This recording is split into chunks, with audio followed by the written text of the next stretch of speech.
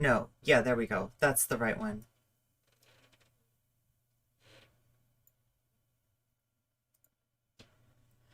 Okay, yeah, so we finally got around to doing kind of a serious video, an important video, and something that it seems like Bad Empanada has been working on for a long time. Chat, let me know if you will, if you hear extra noise coming into the microphone. It seems like we're in kind of a noisy situation today, getting, sort of some noise from. So I need to know if that's like bleeding through onto the mic, but maybe I've got my noise gates turned up high enough and it won't even matter. But yeah, I wanted to take a look at this Bad Empanada video.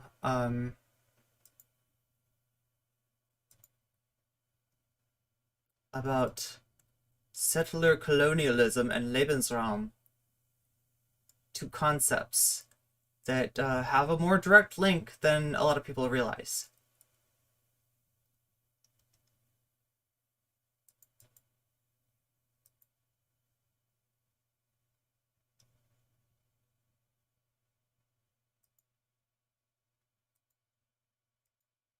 And something we really can't cover, I don't think, on YouTube. I don't know, or on Twitch, right? It's hard to cover this stuff on anything, really, just because like the words that you have to use to describe what you're talking about are words that algorithms seem to be afraid of.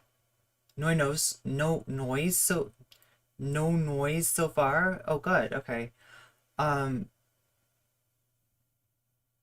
but yeah, this is an important video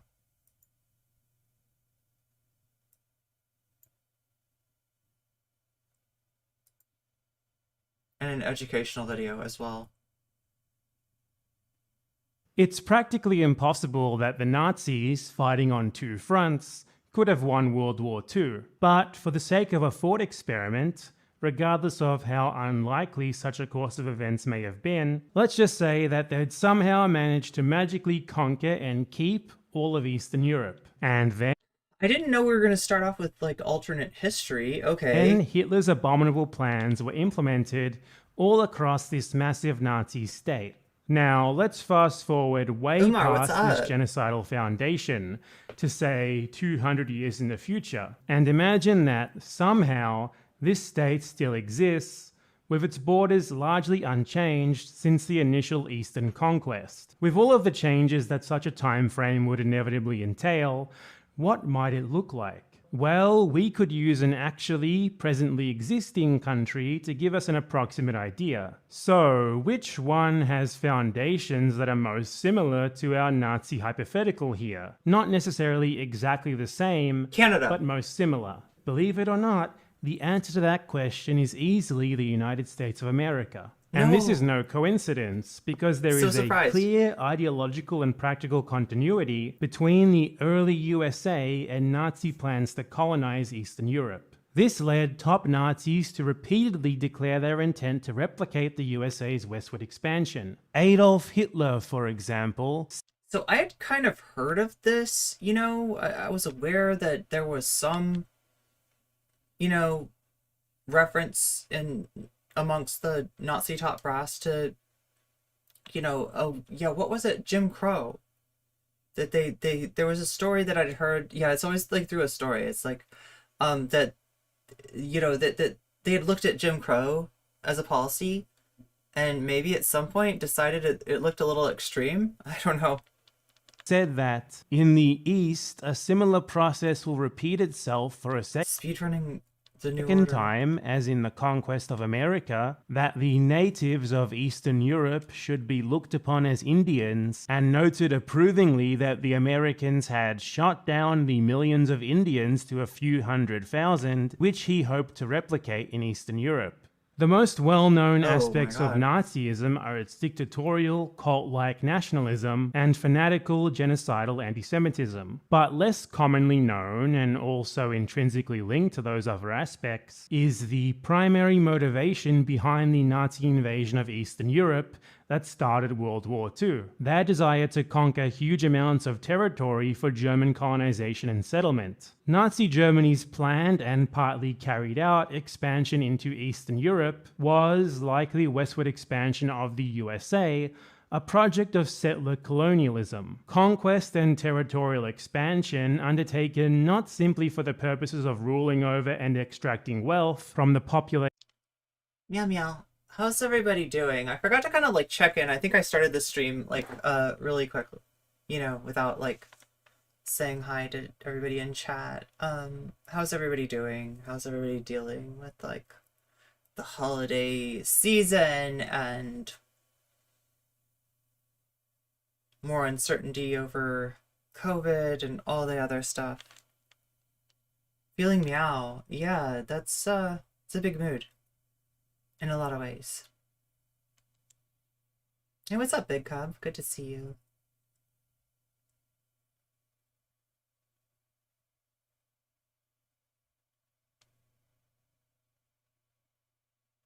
Keeping on, keeping on. Oh, yeah, I'm glad you liked the video. Yeah, we're going to have more prepared content. I'm going to be doing more stuff for YouTube, and that includes, like, video essays and stuff like that. I really have fun, and it lets me be creative, and that's like something that I really like, as opposed to stream, which just gets into a rut.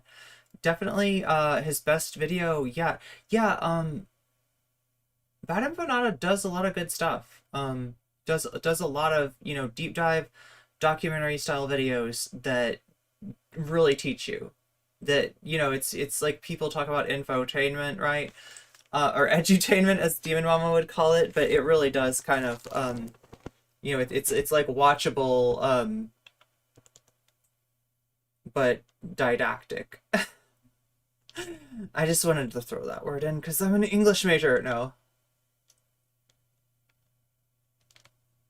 I'm your favorite reason to procrastinate? Oh my God. But rather with the intent to clear all or most of this land of its prior inhabitants so that it can be directly and permanently settled by people considered to be a part of the conquering group.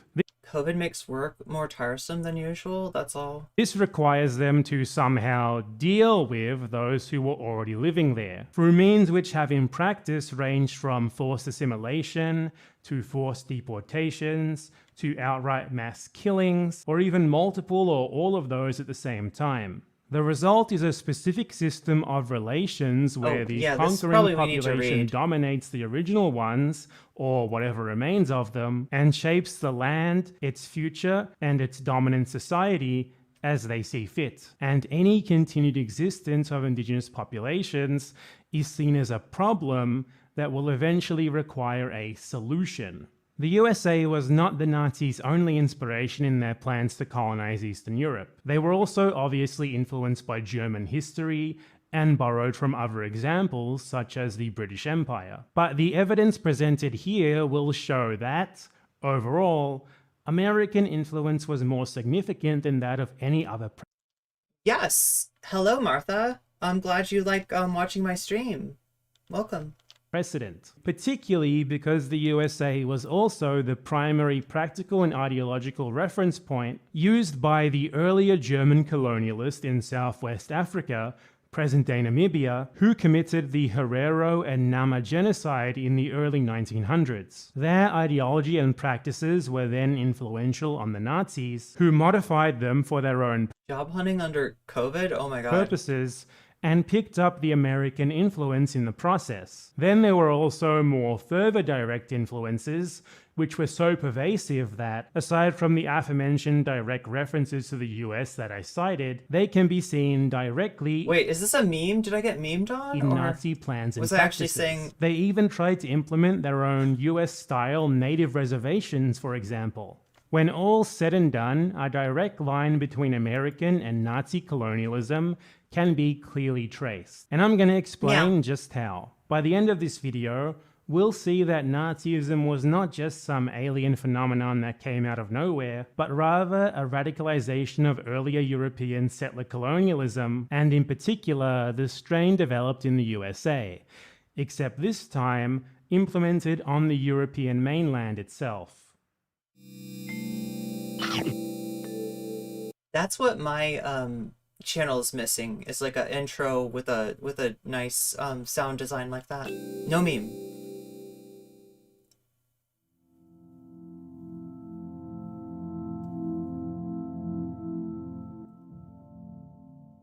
I just realized that, like, regardless of like how online I am in some ways, regardless of how many rare memes I'm aware of, in fact, almost because of it, like the more you're like in that niche, the more like memes you're gonna be like unaware of, the more like things that like everybody knows that you're like, what? What's that? Oh, that's a movie that the you know most popular movie right now, right? I'm like, British colonization. Squid Game. Are we talking about Splatoon? Are we talking about Splatoon? Squid Game? Is that what we're talking about? Splatoon 3 is coming out? Is that why people are posting about Squid Game? The Squid Game? You got your ink and you get your roller and of North play the America Squid Game? dated back to the end of the 16th century. Within a little over 100 years, the British Empire had conquered, Somebody told me they solved the Roanoke mystery recently. stolen, treated for, or bought almost all of the land on the East Coast and implanted their own settlers there. In many cases during this process, Indians were forced off their land through displacement or killing, but also in many others, the two groups managed to form a sort of uneasy coexistence with one another. I haven't watched. I watched the Mr. Beast one. Avoiding large-scale violent conflict. I guess that doesn't count. And instead engaging in mutually beneficial trade and cultural exchange. The British central government's main goal Yeah, Squid Game was good, but I don't have a Switch. in its colonies was to maximize the extraction of wealth and other benefits for the mother country. Similar was also generally true in other large parts of North America, ruled by France and Spain, with whom the British often competed for dominion over Indian lands and alliances with Indian nations. But the British differed from the French She's pretty based. and Spanish in one key way. These rivals populated their North American colonies with the bare minimum amount of Europeans needed to maintain and exploit them. The French were mostly interested in securing privileged access to trade goods, while the Spanish wanted to lord over native populations, using them as a forced or cheap labor force to exploit local resources. However, the British Crown promoted larger-scale European migration and settlements, intending to extract benefits for the homeland by trading with, taxing, etc., their own settlers, who would exploit the land directly themselves, or through slaves. And due to their strength in numbers, they could also conquer, secure, and Oh, you've got stuff to get through before that? That's like my video game schedule. Like, I've got all these games that I want to play, right? There's all these, like, classic games that everybody's like, you've got to play Chrono Trigger. And I'm like, okay, we will. You got to play Final Fantasy VII, Final Fantasy VI, like, right? But first I have to finish Persona 2, Eternal Punishment. Oh my god. exploit much more land than their rivals, and were more capable of Supercross? enforcing their territorial claims against these other European powers. Thus, European settlers flooded into British North America. By 1750, settlers in French North America numbered only about 75,000, while those Succession. in the British parts numbered around 1.5 million, despite the fact that the two powers claimed similarly large tracts of land. After the French and Indian War, which began in 1754 and ended in 1763, things changed drastically. The British won the war, and France relinquished many of their claims to the land west of Britain's East Coast colonies, though this was complicated by the fact that these claims were mostly theoretical. Metal Gear Solid. In actual practice, Is that what Native that is? Americans still MGS? lived in and controlled practically all of 5. this land, and had never remotely agreed to cede it, especially not all of it so completely. King George III, the monarch of the British Empire, was well aware of this. He knew that regardless of whatever pieces of paper he had that said that these lands were British, actually moving into them would immediately cause widespread conflict with the multiple Indian nations who lived there. So, tired of costly wars to defend white settlers, who had a habit of trying to steal Indian land, which inevitably provoked retaliation, and then seeking help from the British government with the conflict that they'd started, the king decided to temporarily forbid them from expanding west of the Appalachian Mountains. But the British settler Like, it's on Steam, I think. population saw this limitation as an intolerable slight. In the late 17th and early 18th No, I'm talking about, century, like, the old school. There's, like, all these games that people are like, this is a classic. You must play this if you want to understand Chrono Trigger? What did I say? Century, European settlers had begun to identify themselves along racial lines. While there were still also divisions along national and religious lines, Thin Western and Northern Europeans were, nonetheless, now considered to be part of a unified white race. This categorization was invented out of the need for a new legal and moral justification for African slavery. Previously, within the British Empire, slavery had been justified on the basis of religion. Africans were not Christians and therefore were heathens, and thus it was considered both legal and moral for Christians to enslave them. But African slaves started converting to Christianity and pleading for their freedom on that basis, which posed an obvious problem for the slave owners. So they developed a new method of categorization based on immutable physical characteristics, which would ensure that they could be kept enslaved whether they were Christian or not. Thus, Europeans Final Fantasy V remake? became white to immutably differentiate them from their black African slaves, denying them any legal means to challenge their permanent hereditary bondage. This first developed in the British Caribbean, where by the 1680s, laws regulating slavery began replacing the previous term for those on top of the hierarchy, Christian, with white. And this legal fiction was very quickly accepted as a social and biological one too. It then spread to British North America. European settlers there began to conceive of themselves as white, which led to even more concrete ideas of Indian inferiority. They were now not just considered to be culturally and religiously inferior as they were before, but also innately racially inferior. Therefore, they were held to be completely undeserving of sovereignty over their land. Thus, white settlers held that taking Indian lands in the West was simply their birthright because they were members of a supposedly superior race. No more justification needed. How much of that is out now?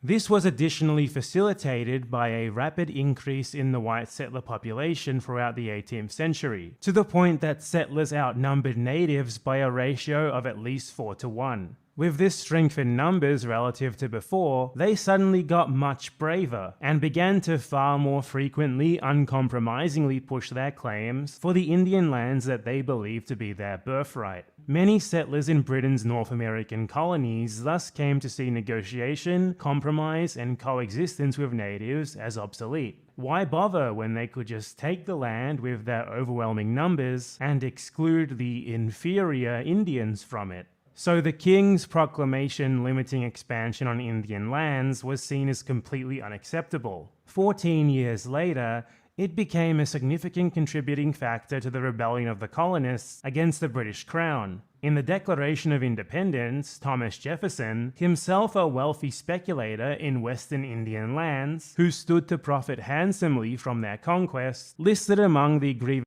So yeah, I guess financial conflict of interest in the U.S. presidency is not a new thing with Trump. That the colonists had with the king, the fact that he had raised the conditions of new appropriations of lands, and there's UP DLC. Endeavored to bring on the inhabitants of our frontiers the merciless Indian savages. A key part of the liberty that the American revolutionaries called for was their liberty to conquer and settle more Indian territory.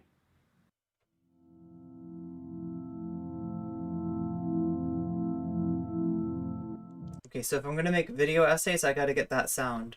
It's like an organ swell.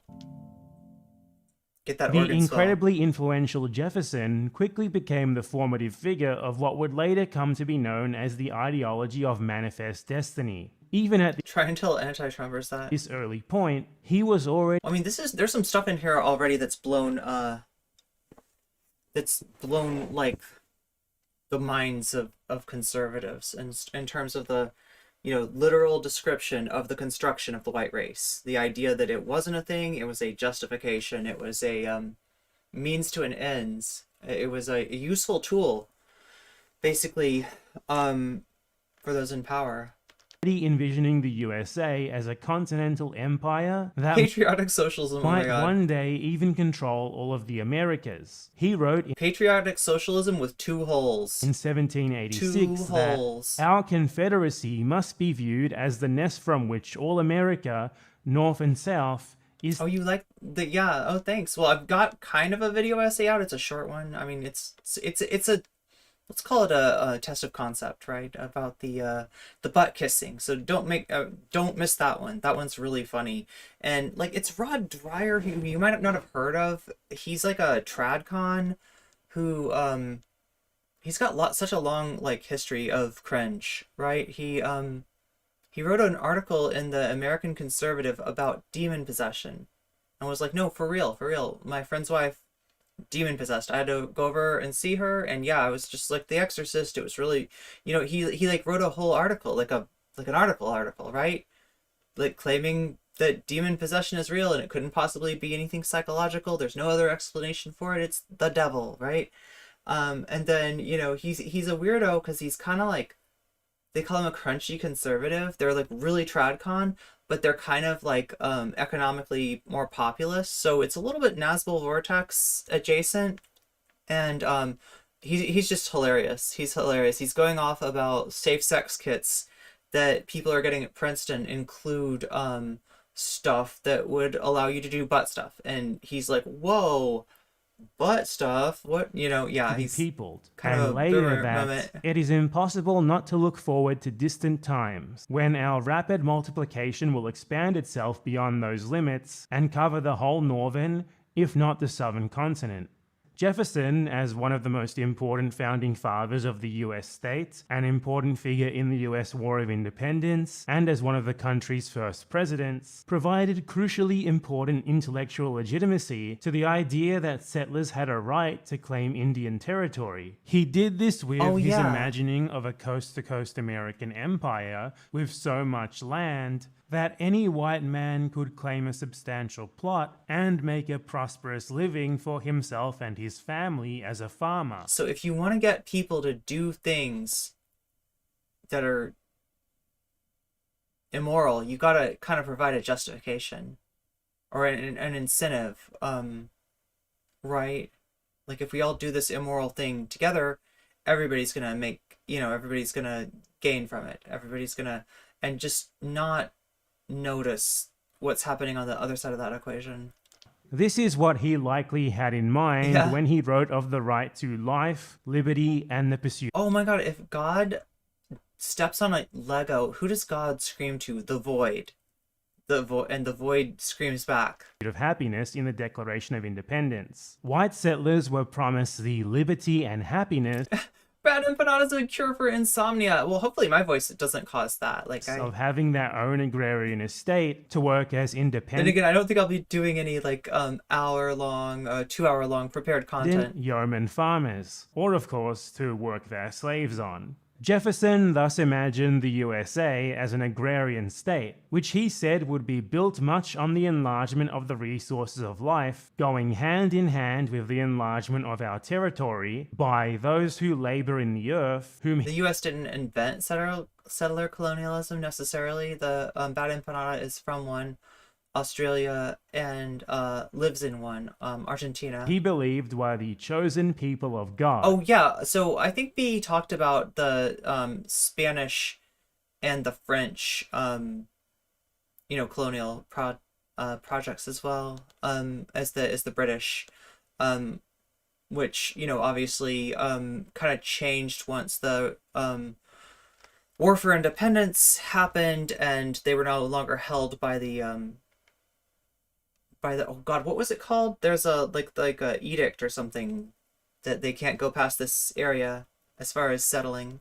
Ordinary, or they wouldn't defend them past that. White people were promised and expected their own land, and the way for them to get it was to head west. The obvious issue with this is that this was Indian land. For it to be settled peacefully by white people, as Jefferson, Washington, and most of the other founding fathers had hoped, the Indians who lived there would need to somehow be made to just give it up without the need for force. So their plan, which was quickly implemented by President George Washington after independence, was to offer Indians the possibility of assimilating into the American way of life and culture, erasing their own ways of life, cultures, and religions in the process, provided that they willingly gave... And call me encomienda system was brutal. Gave up their land, and in doing so, settled on much smaller tracts of land to the east, away from the frontier. In theory, this fell short of outright physical genocide, but that incredible display of restraint was nonetheless completely self-serving, a means of clearing Indian territory for white settlement without having to resort to costly wars in which whites would inevitably die too.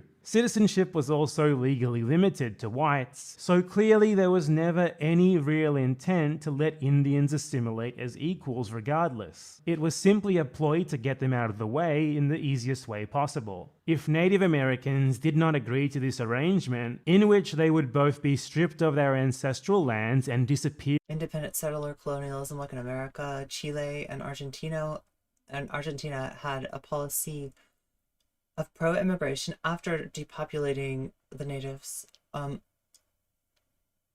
as a discernible that's really group, sweet, then DCC. this would be taken as a justification to attack them and seize But nobody give me any money that you don't have, okay? Like, make sure to take care of yourself first, so. their land by force, solving the problem of their defiance through forced displacement, mass murder, or both. US dealings with Indians were thus always backed by the threat of violent conquest. So in reality, this choice actually offered Indians no real choice at all. As historian Pete Cackle wrote, early American Indian policymakers gave Indian peoples two choices: resist American expansion and risk extermination, or assimilate into the white culture. Their existence as distinct Native American peoples was to be erased regardless. Nothing would be allowed to get in the way of the USA's manifest destiny. In Argentina, they just killed them in Patagonia with the conquest of the desert.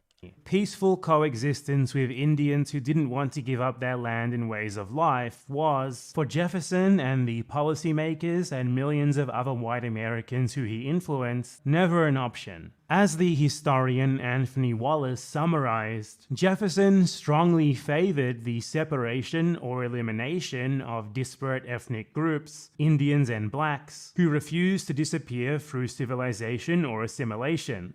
This was a considerable radicalization from the previous status quo of colonization, where 18 stars. Indians and white settlers often lived close to each other, trading and coexisting in relative peace, at least compared to the post-independence USA. I'm not saying that nothing bad happened, because tons of bad things happened, but it was just not the same. There had been many outrages, conquests, land thefts, wars, and even genocides, but this was the first time that settlers had demanded exclusive domain over the entire landmass in such a radical way. A huge reason for this shift, which complemented the spread of the idea of a superior white race, was that, as mentioned earlier, the white settler population in British territory had rapidly increased in number and was now much more capable of simply taking Indian land through brute force. So it was the independent USA and its white settler population that first sought to take exclusive domain over the land by systemically cleansing the North American continent of natives who didn't acknowledge white superiority and agree to their own eventual elimination through assimilation.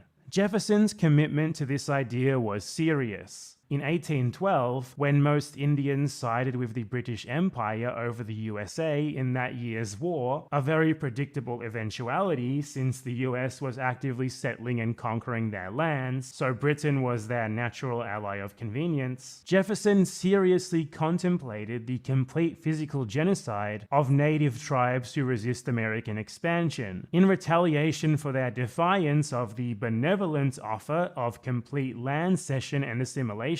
A final solution to the Indian question. This vision of a vast American empire also necessarily brought the US into conflict with other European powers' claims to Indian land in North America, and even many of these claims ended up being transferred to the US, thanks largely to either the threat of or actual violence. The Louisiana Purchase from France, for example, is commonly imagined to have been a simple deal between two equal parties, but it was actually the result of an implicit threat of war. Congress proposed war plans which involved raising 80,000 troops to invade if France didn't accept, and Jefferson, president at the time, sent the army to the border. France, with its troops tied up elsewhere, chose to sell an even larger area of land than the Americans had asked for at a much cheaper price in order to salvage something from the situation, rather than refusing, trying to hold the territory, and being drawn into a war which they almost certainly would have lost. Implicit threats of, or outright, military action were later also used in the acquisition of Florida and Oregon, while Mexico, whose land American politicians and settlers alike had long coveted, was invaded in an official war with openly expansionist motivations, resulting in the US annexation of half of that country. Jefferson's vision of westward expansion became overwhelmingly accepted in American society, but the Indian policies that he implemented and inspired, which already amounted to cultural genocide at the very least, hit predictable roadblocks when put into practice. As already noted, many Indian nations chose to resist rather than give up their land and simply submit to their erasure. As Robert J. Miller put it, to be fair, Jefferson used the words exterminate and extirpate in connection with tribes that violently resisted American efforts. But could he, or would we today, expect the Indian people and their governments to have done anything less than to fight to preserve their homelands, their cultures, their religions, and their livelihoods? Should they have just passively sat back and done nothing while the United States took their lands? That question again, there's the absurd binary. I'm Boricua, Puerto Rican. We got some of the worst settler colonialism.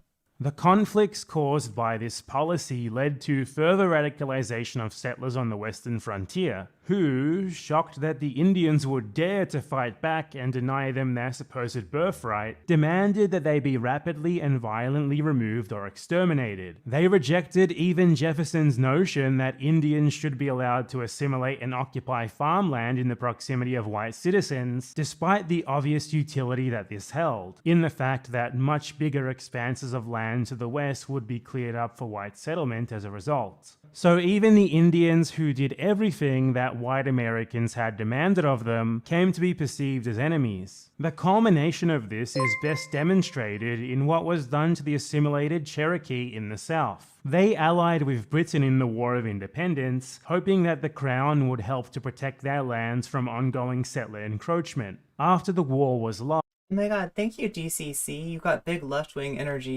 the defeated Cherokee signed a treaty to be made a protectorate of the United States with a much reduced territory, the rest of their lands being freed up for white settlement. For the next couple of decades, they lived peacefully alongside white Americans and assimilated into the settler way of life, just as Jefferson had hoped Indians would. They built farms, European-style homes, schools, and churches, and adopted agricultural methods indistinguishable from those of their white neighbors, even including the ownership of black slaves and the use of white indentured laborers. Some Cherokee even became settlers themselves, encroaching on the land of other Indian nations in the fashion that white Americans were doing, and they adopted the civilization versus savagery rhetoric of white people, believing themselves superior to other Indian groups who had not adopted European ways. But after the discovery of gold in Georgia in the late 1820s, settler militias began encroaching on this Cherokee land, starting a decade-long campaign of violence which involved the destruction and theft of their land, possessions, and resources.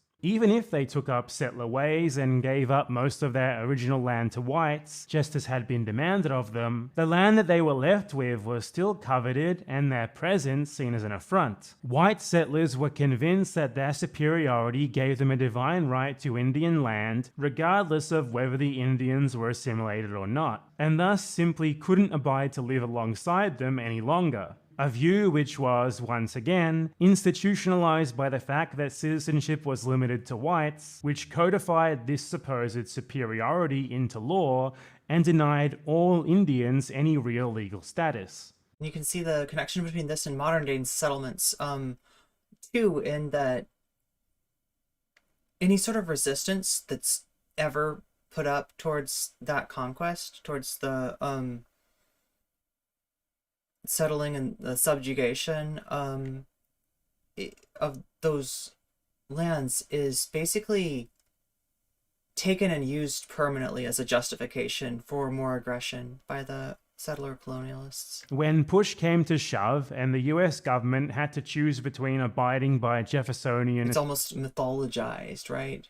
It's exaggerated. It's you know, turned into a threat that justifies more aggression, right? And again, echoes of that cursed debate. Assimilation promises and the demands of white settlers, they chose to betray the Cherokee by seizing their lands and forcibly removing them westwards, dumping them in Oklahoma. 4,000 out of 16,000 of them died on the way. This was but one of the countless times that the US government sided with white settlers, even over friendly assimilated Indians, who were clearly in the right according even to the US's own laws and standards. This happened without exception, making it clear, if it wasn't already, that the Jeffersonian offer of assimilation was, at its core, never even remotely a genuine humanitarian pursuit, but rather just a way to clear Indian land for white settlement. Assimilated Indians were never going to be allowed to coexist with white settlers as Free Palestine promised. In truth, it was little more than a temporary measure, undertaken to get them out of the way until they could be more definitively removed. Just an easier,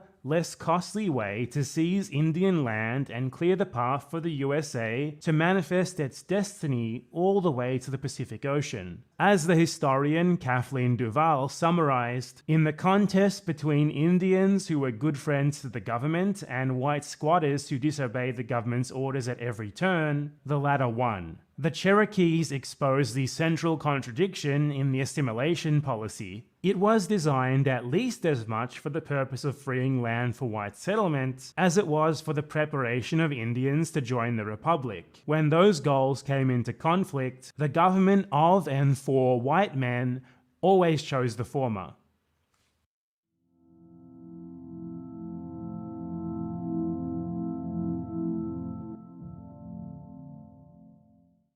The betrayal and brutal forced deportations of the Cherokee and other Indian nations who had faithfully abided by Jefferson's assimilation terms happened during and after the presidency of Andrew Jackson, and this is no coincidence. Jackson, like Jefferson, believed that owning farmland was key to the pursuit of happiness of the white everyman, and that the role of the federal government was to aggressively pursue the westward expansion required to ensure that they had it, creating a coast-to-coast American state in the process. But unlike Jefferson, Jackson was a frontier settler himself, and also a prominent military general who already had a reputation for brutality from his intimate involvement in decades of Indian conflicts. So he departed from Jefferson in the fact that, like most other frontier settlers, he believed that Indians were so savage and inferior that assimilation would be impossible. Thus, the only solution to the Indian question was for all of them, irrespective of where or how they lived, to be forced to move as far west as possible, out of the way of settlers, and outright exterminated if they dared to resist.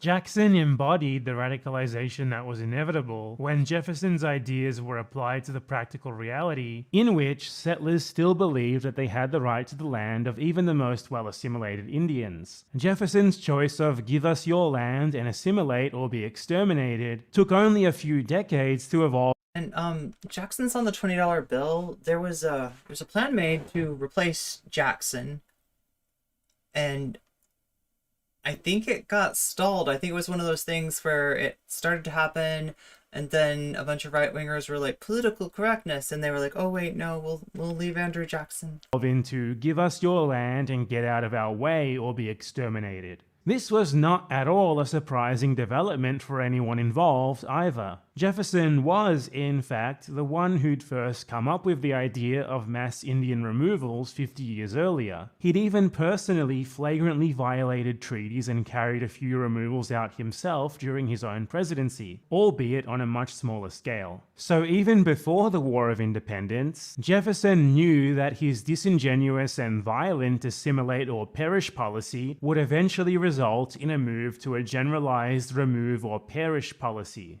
Jackson made clear his intent to carry out mass forced removals and physical extermination as default policies in his 1833 annual presidential message. That those Indian tribes cannot exist surrounded by our settlements and in continual contact with our citizens is certain. They have neither the intelligence, the industry, the moral habits, nor the desire of improvement which are essential to any favorable change in their condition. Established in the midst of another and a superior race, and without appreciating the causes of their inferiority or seeking to control them, they must necessarily yield to the force of circumstances and ere long disappear. There's always a reason. Jackson was not alone in this sentiment. By the early 1820s, such beliefs were already widespread, and especially among Western settlers. Despite the fact that nations like the Cherokee had shown assimilation to be possible, the increasingly more radical white supremacist ideology of American society made it unacceptable. Most settlers had come to consider all Indians, friend or foe,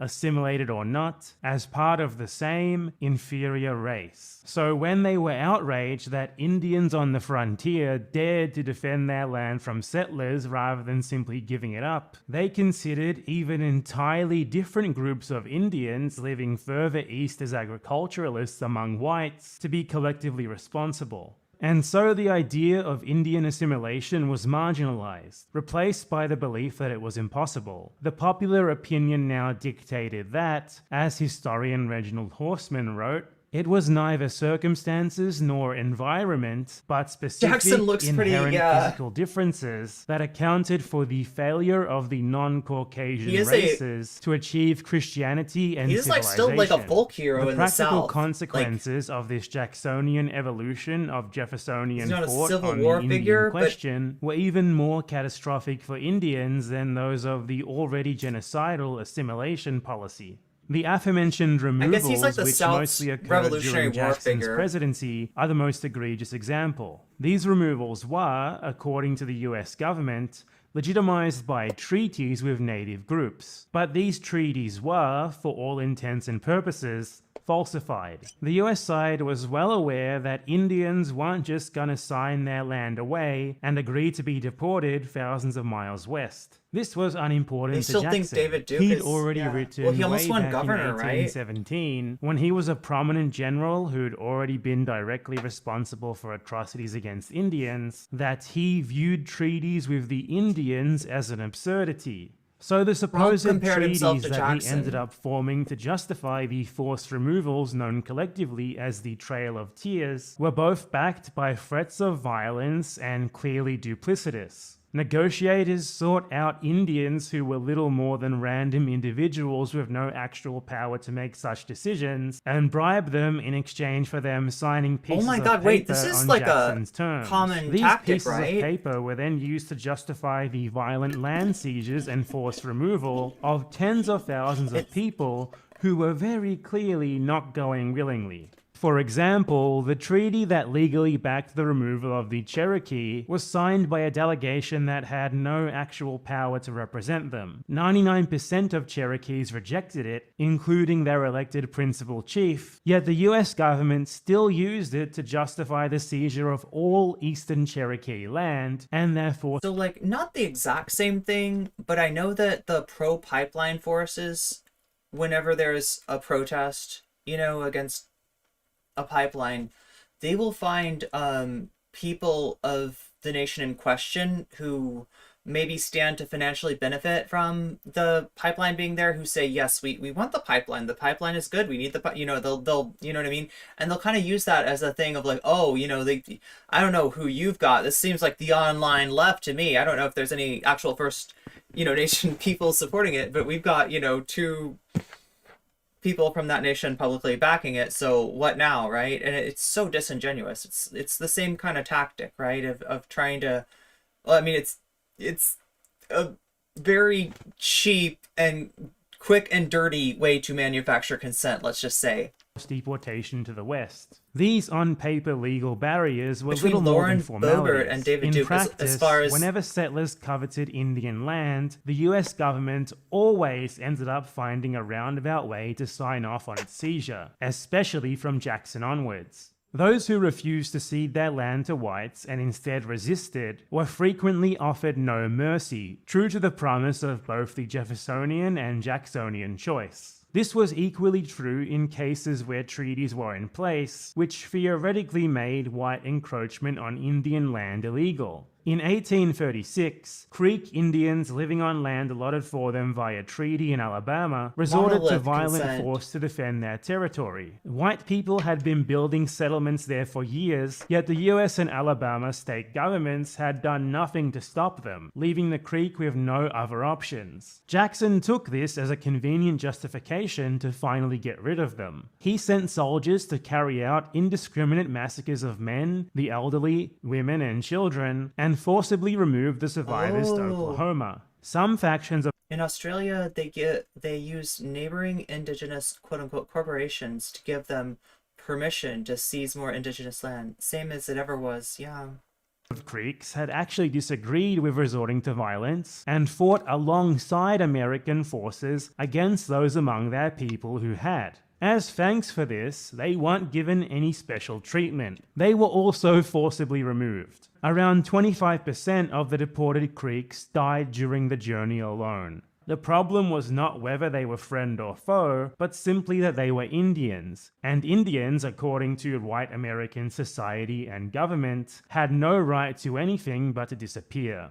Jacksonian modifications to earlier thought on the Indian question continued to dictate policy in the decades following his presidency. The hunger for Indian land, combined with the notion that they were not even fit to take up European ways and live segregated from whites, but rather needed to be removed or exterminated, resulted in a repeating pattern of massacre, conquest, and the forced displacement of the survivors.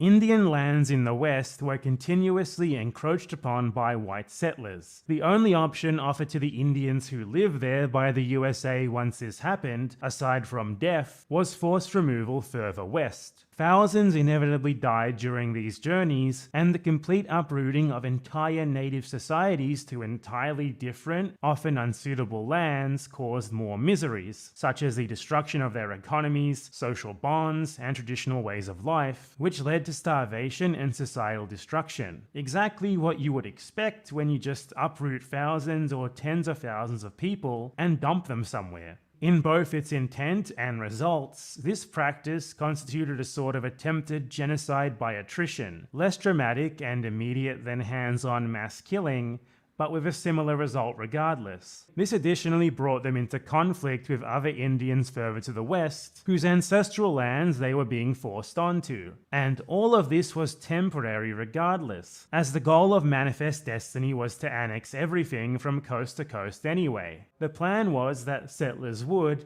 in the future, push the frontier further west, and eventually also begin to encroach on the land that these Indians had been deported to. And then the entire cycle would just repeat itself once more. Predictably, most Indians didn't exactly see this as an appealing option, so they inevitably reacted by defending their territory from settler encroachment instead. This would then always be taken as justification by the settlers to attempt to drive the Indians out violently. Usually, this started out with attacks from settler militias best described as death squads, who were intent on wiping out Indian people and their settlements, while they simultaneously called on the federal government for more help. And it always duly obliged, sending troops to continue the work of the settlers and definitively remove or eliminate the surviving Indians, leaving their land open for white settlement. Following decades of this constant cycle of warfare and removal, alongside epidemics of disease, the native population was heavily reduced, their social bonds devastated, and their peoples demoralized until they became largely unable to effectively resist anymore.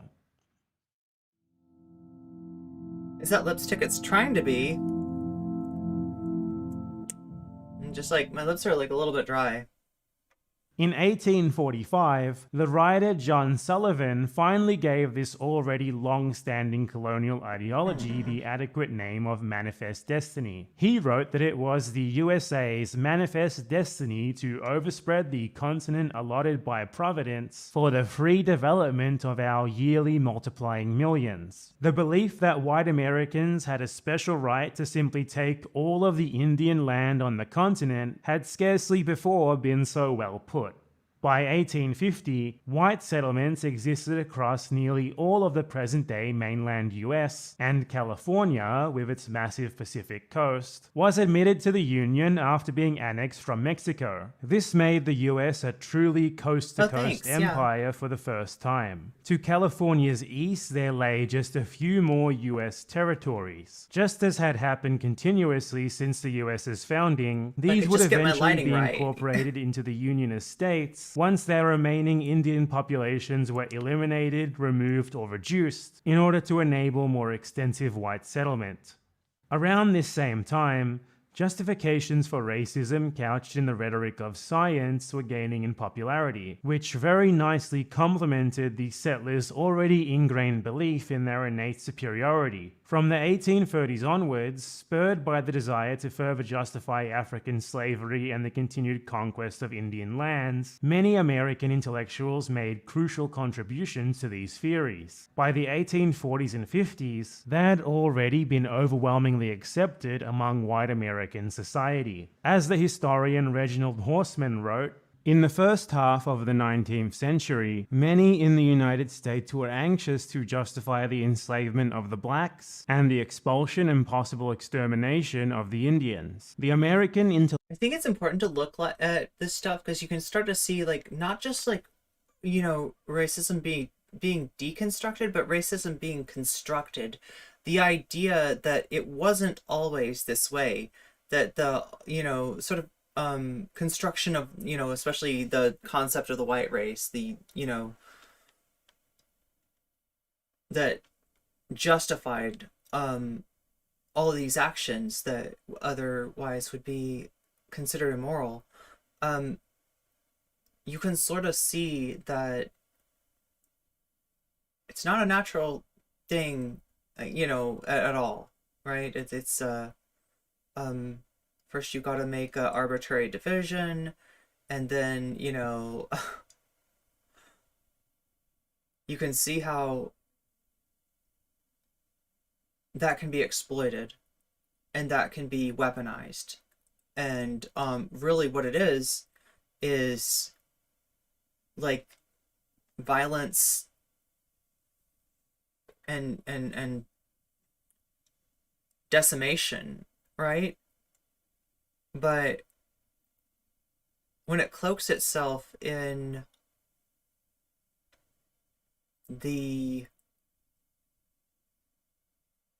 protection against a threat, a menace, you know, like when it cloaks itself as you know, and it cloaks itself as you know, a non-human interaction, right? Then this stuff happens and keeps happening. The intellectual community did not merely absorb European ideas, it also fed European racial appetites with scientific theories stemming from the supposed knowledge and observation of blacks and Indians. In this era, the popular periodicals, the press, and many American divide and conquer politicians eagerly sought scientific proof for racial distinctions and for the prevailing American and world order. The intellectual community provided the evidence, the very definition of othering and superiority. Yeah, and it's unfortunately, even in a lot of ways, we're you know, obviously things aren't the way they were this long ago, but the dynamics, the power dynamics, the use of those to disenfranchise certain people remains, and you can see it, and it's the same thing, and it's really frustrating that even when it's like diminished on one front, it kind of goes and hides somewhere else. that they needed. By the 1840s, Us the versus those American theorists subhumans, on yeah. race were providing a massive material defending innate differences between races. These ideas were sweeping all before them in America and were being used in Europe by those who were challenging the long-established views on the unity of the human race. By the early 1850s, the inherent inequality of races was simply accepted as a scientific fact in America. As scientific racism continued to develop from there, its hegemony would only strengthen in American society, particularly after Darwinist ideas started to be misappropriated from the 1860s onwards by those eager to even further justify what they'd already long believed. By 1851, it was already becoming apparent that Indians could not be endlessly deported further and further to the west due to the fact that they'd, well, eventually reach the sea and run out of a west to deport them to. So Congress passed the Indian Appropriations Act, which formally created a system of Indian reservations that the survivors could be forced onto and confined to. Truly rooted in the psyche of all Western cultures, so deep, so many either fully believe in it or in some aspect, or claim to completely ignore it. While the prevailing view remained that Indian inferiority made assimilation into a European lifestyle near impossible, a directed campaign of It's really hard to live with injustice.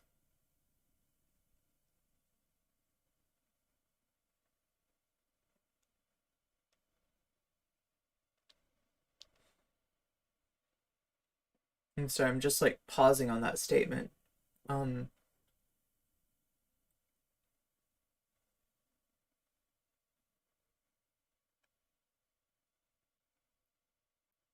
There's something really grotesque about it. I'm sorry, I'm platituding. I can only say platitudes. I'm trying to say something meaningful about this, but yeah, obviously. What?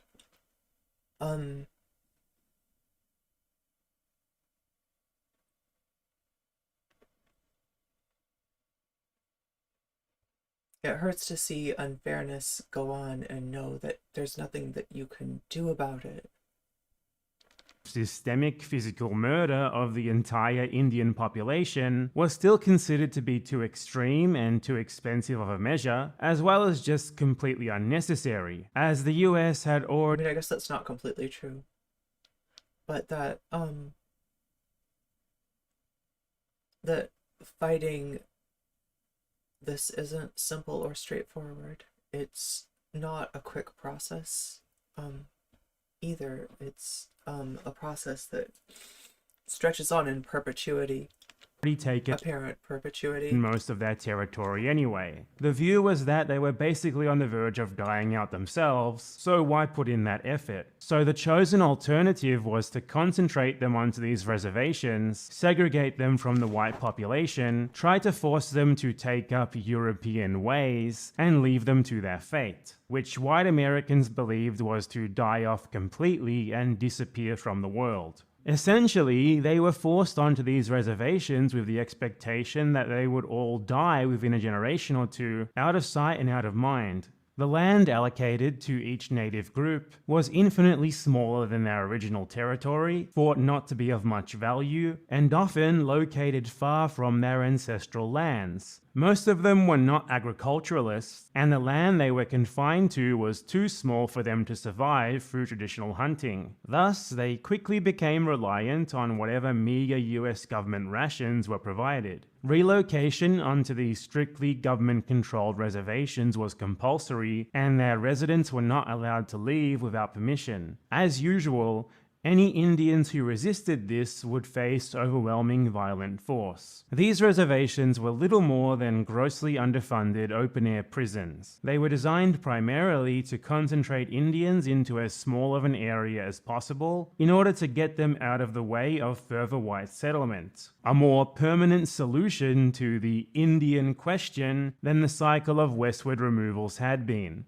The establishment of these reservations was overwhelmingly violent. As historian Robert Utley summarized, Indians could not be induced to stay on reservations until they had been whipped, either by the army or by invading settlers. In California and the Pacific Northwest, Indians had accepted reservations only after heavy-handed violence. In Texas, New Mexico, and the Great Plains, efforts to corral tribes on reservations faltered or failed altogether due to both intermittent and prolonged warfare. Where reservations were established, their true purpose was immediately evident. Already in 1853, just 2 years after the passing of the Indian Appropriations Act, Tom Fitzpatrick, an Indian agent who had visited many of them, wrote that the reservation system was little more than the legalized murder of a whole nation. For at least around 40 years afterwards, Native Americans on around 60 different reservations were kept in states of starvation or near starvation. Considering the pervasive level of government control over them and their Sorry about that. populations, this was a period of neglect that lasted far too long for it to possibly be considered as anything less than a conscious, genocidal choice. The dishonesty behind the feigned concern for Indian welfare that had been used to justify all three evolutions in Indian policy, from assimilation to removal and now to concentration, was more evident than ever before. Now that natives were thought to be definitively out of the way, it completely evaporated. A small minority of white voices did speak up for the perilous condition of reservation Indians, but their pleas invariably met deaf ears. And those who did complain were not exactly real advocates either. They still invariably agreed that Indians were simply inferior and should be forced to give up their land, move on to reservations, and adopt American culture. Even the supposed defenders of the Indians still hoped that Indianness would eventually be wiped out. And indeed, in cases where Indians resisted being forced into this misery, genocidal tactics were employed by the US government, such as mass killings of non-combatants, the destructions of settlements, and the intentional destruction of their food supplies. The mass state-sanctioned killing of buffalo in the 1870s, for example, was intended to destroy the traditional food supply of Indians in the Great Plains, leaving them the choice between starvation or finally accepting the reservation system, where the federal government could control their movement and keep them dependent on rations.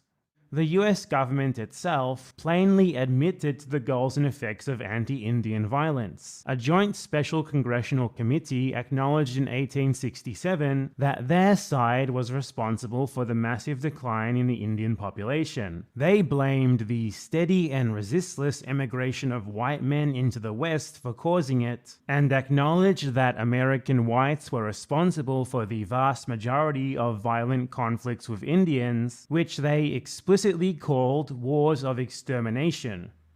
More and more Indians were gradually forcibly concentrated throughout the rest of the 19th century. Some held out longer than others, but by 1890, American settlers had successfully expanded across the entire continent, and almost all Indians were confined to reservations. Yet even the reservation system was considered something of an affront to the divine right of whites to the land. So in the 1880s, the federal government started to pass laws that broke them up, splitting them between individual Indian owners as regular old private property, abolishing the tribal territories that had been established through the reservation system in the process. The aim was to make it possible for white settlers to pressure, coerce, and threaten them into selling off what little land they had left. And it achieved this goal very effectively. By 1934, Indians had lost 2/3 of the land initially allotted for them. This was combined with the abduction of Indian children from reservations to government-funded boarding schools, where they would be taught in the American way, punished for practicing their own culture or language, and thus forcibly assimilated. Such schools had always existed, but now that Indians had been nearly entirely concentrated under US government control, it was simpler for such a policy to be carried out far more aggressively than ever before. Depriving Indian children of their culture was seen as a way to solve the Indian question once and for all, as without generational transmission, it was believed that it would quickly disappear. Together with the aforementioned privatization of Indian lands, the idea was that both Indianness itself and any distinction between Indian and non-Indian land would no longer exist. These initiatives were a full-blown attack on the continued existence of distinct Native American peoples. The idea of a much reduced Indian population living independently and continuing their own way of life, even on heavily reduced areas of land under the strict control of the government, was still seen as intolerable by white society. It was not until 1934, when the government of Franklin D. Roosevelt granted Indians much greater sovereignty over their by then much. It's funny, in the United States, if you pronounce his name Roosevelt, it might mean you're a right-winger. Because I think the joke was that right-wingers thought that he was tricking you, and so it was a ruse, like, right? I could be wrong about that. Maybe it's like maybe that's the correct pronunciation. For all I know, it could be. Smaller reservations, that the know policy that of people do direct pronounce that name government differently, control though. and forced assimilation was But I finally thought maybe it was like behind along lines of like their affiliation to or for or against the New Deal. ended, and Indians were finally at least left to They don't think about the evil that created their country. Yeah. continue their traditional ways if they so That's true. choose, though not completely by But I mean, there's like knowing it, and then there's accepting it. Do you know what I mean? Because you can know something and kind of keep yourself at an emotional distance from it. I'm just like, yeah, that's true. Yeah. But it's kind of like some things cause you to lose that distance. And then, you know, seeing something for what it is different than just seeing it, right? any respect, I must clarify. Also incredibly crucial to this story is the Homestead Act And of I 18... mean, you could say that in a way, even having some emotion about it isn't the same as really understanding it. You know? But it's different than keeping it at a distance and having it as a dead fact that doesn't really, you know, affect you one way or the other. 1962, through which the government began giving settlers, both native-born and immigrants, allotments of free land that had been Indoctrination of the state is wild. England teaches nothing of our colonialism. conquered from Indians in the West. This was the most literal manifestation of white settler entitlement to Indian land yet. Jefferson's vision of the USA manifesting its destiny across endless Indian land, which the prior inhabitants would be cleared from so that white farmers could have the liberty to pursue their happiness, had well and truly been fulfilled, and Native Americans had paid the ultimate price in return. They'd lost nearly all of their territory and suffered catastrophic destruction of their bodies, communities, culture, and ways of life due to conscious actions undertaken by American settlers and the US state, who had exactly those goals in mind. From 1800 to 1900, the Indian population of the US had declined by 60%, from around 600,000 to 250,000. This massive decrease, which implies at least around 400,000 to 500,000 excess deaths in total, caused by a combination of the theft of Indian land, the anti-Indian policies of the US state, and disease, the spread of which was also interlinked with those other factors, as it was was greatly facilitated by said policies. Periodic genocidal warfare, constant removals and concentrations, and the intentional destruction of Indian villages and food supplies all combined together to disastrous effects. In terms of direct killing, even the US government itself estimated that 53,500 Indians had been directly violently killed by Americans from the late 1700s to 1860, a number that is almost certainly an underestimation since it comes directly from the culprit itself, and hundreds of thousands more were killed indirectly via causes that were still an obvious consequence of actions taken by the US. And it's also important to note here the vast amount of work that has gone into feeding Americans an image of this history that, while usually not completely naive, is doctored, is altered, is decontextualized, is neutralized. It's like when you think of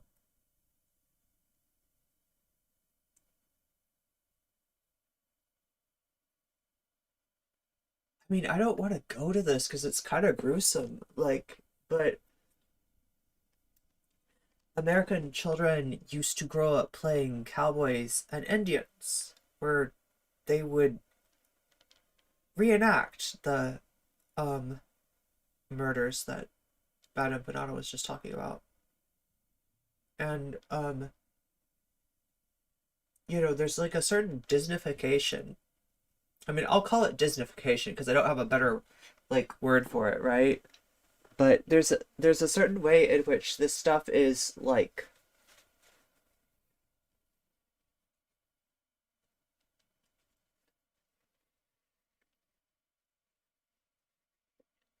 yeah, wait, no, I think Disneyfication works. Because when you Disneyfy something, the big thing that you do is you put really cute eyes on it, right? You got adorable eyes, right? And so it doesn't matter if you've got a gun that you're out killing people, because your eyes are really cute and you must be killing those people for a good reason. So, I don't know. Does that make sense? Such as forced removals And resulting in obviously I don't mean just by Disney, but I just... deaths from exposure and exhaustion during the journey and starvation afterwards, and the concentration of nomadic communities onto small reservations in abhorrent conditions, causing Oh, and the other thing is that, this is one way that we get our reality through, whatever history you have in school, right? But there's, other important ways that you get your reality too. I legitimately form my model of history through movies that were of those times. So when I think about the 70s, I'm thinking of a 70s movie, right? Which obviously people in 70s movies were, doing a little different stuff than people in daily life in the 70s, all right? When I have this really, it's that which has been portrayed to me as a in a movie has a kind of reality, despite the fact that I know it's a highly constructed reality that's not really representative of the any more than the movies that are on now are representative of the times that we're living in, right? But you could trick yourself into thinking you kind of have a model of what stuff was like. And when it comes to this kind of stuff, you could find an old movie that glorifies the shit out of the Wild West and the conquest of the Oregon Trail, right, the California Gold Rush, all this stuff. You could find that that just looks at it completely naively, as just hey, this is a cool thing to set a movie in, and you can't really find something that's gonna give you that narrative with much truth in it. because those numbers like represent the end of stories, right? Nutrition, ill health, starvation, and epidemics of disease. This catastrophic decline of Native American communities and the wanton theft of their land was the result of deliberately genocidal ideas, policies, and practices that were core to the USA's very foundations, which were themselves a radicalization of the earlier ideas and practices of British colonialism. These ideas were consciously constructed and implemented with the explicit and openly stated goal, duly realized, of clearing a believed inferior race from living space destined for superior white settlers.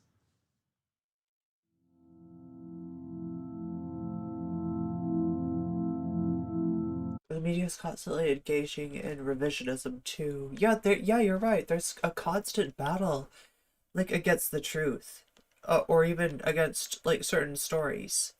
Certain stories cannot be told, because they're threatening. Germany arrived very late to the European colonization game. It only established its first real significant colonies after 1884 in Africa. This meant that German colonial ideologues, planners, and administrators started out with centuries of precedents to draw on, and the American one, which was contemporaneously reaching its culmination, became the main inspiration in their only colony with a significant settler population, Southwest Africa, present-day Namibia.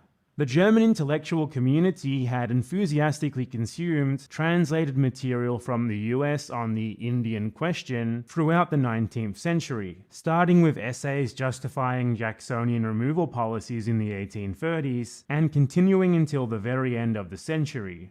As a result, by the 1870s and 1880s, they were already very familiar with American practices, justifications, and ideology, and the US was commonly seen as the exemplary model for a potential future German settler colony. One of the most important of these figures was Friedrich Ratzel, the best-known geographer in Germany at the time, and a staunch advocate for German colonial expansionism. He'd visited the United States in 1874 and was so impressed by the success of their colonial project that upon returning, he worked extensively to plan and justify German colonialism. He published a number of influential works on the subject, which used American colonialism as the primary reference point. As the German historian Jens Uwe Guttel summarized, according to Ratzel, the white settlement of North America was the best example for why and how Germans should engage in policies of colonial expansion. The United States demonstrated that the availability of land for settlement stabilized domestic politics. Ratzel looked at the ideology and practice of manifest destiny and approvingly linked the success of the US state to the speed and extent of its expansion onto Indian land. It was thanks to this, he posited, that the US had managed to conquer vast amounts of space that, just as Thomas Jefferson had hoped, could be enjoyed by its white population. Ratzel believed that it was this abundance of space that had made the USA so successful when compared to the supposedly crowded lands of Western Europe. In his 1893 book, Political Geography of the United States of America, he summarized this in his own words. In the United States, the greatness of space has counteracted decay. The will and the power to colonize that enliven so many individuals have time and time again enlarged the national economic sphere. The draining and dissipating effects of the vast space have contributed to the wonderful stability of the American Constitution, which for 100 years has endured fewer. Okay, this is gross, because what is striking me here is the marvel that this man feels at, I don't want to use like if I say entropy, if I invoke Gibbs free energy equation here, I will have physicists and probably some chemists like, just completely pissed off at me. But it's like it feels like the display something like, okay, so I'm using this as a metaphor, not a real thing. I'm not saying this is what entropy is, okay? Can I just borrow your concept for a second? Is that okay with you? Okay, like every time I try to borrow a concept from physics, though, they get mad. They don't like it. They don't like. I use their things. I'm sorry. I put your graduated cylinder back dirty. I'm sorry. Okay, listen. I might have broken one of your flasks. Okay, I'm sorry. Okay, but it feels like what he's talking about is the displacement of um misery and the concentration of misery into acceptable groups. Like the stability that is gained there, that's what that's from. Like it's not that it's any more stable, it's that all the stability has been taken away from one group and given to another. And the same with the land, right? So what they're looking for is just someone to put all their shit on. That's what they're admiring the United States for finding a way to displace the chaos, so to speak, right? Changes than any European constitution. This was a notion that was very appreciated also in the US itself. Ratzel's publications resulted in a transatlantic dialogue with some of the most prominent intellectuals of American colonialism. They were even influential at Harvard University. One of these intellectuals was Frederick Jackson Turner, a highly influential American historian whose wildly popular frontier thesis enthusiastically venerated the USA's insatiable expansionism. Ratzel was particularly inspired by this thesis, and he and other German colonialists would frequently draw on Turner's idea that it was the USA's colonial frontier and its constant expansion west into indigenous land that had been the most overwhelmingly important driver of the nation's progress, far eclipsing anything else. Ratzel extensively referenced Turner, believing that his description of US colonialism could be replicated in Africa by Germany. Turner himself returned the favor, saying that he saw Ratzel's work as so important that it should be required reading for American intellectuals. Ratzel drew on the US example so. The other thing that's gross about this is I always think of settler colonialism and imperialism as being largely unconscious processes, right? They're immoral actions, but the assumption is that they're not undertaken with any kind of real intention by certainly not by any individuals. That is like the way that sometimes like systemic racism is portrayed in order to imply that like individuals are not in any way culpable or knowledgeable. And here you're seeing academics like formalizing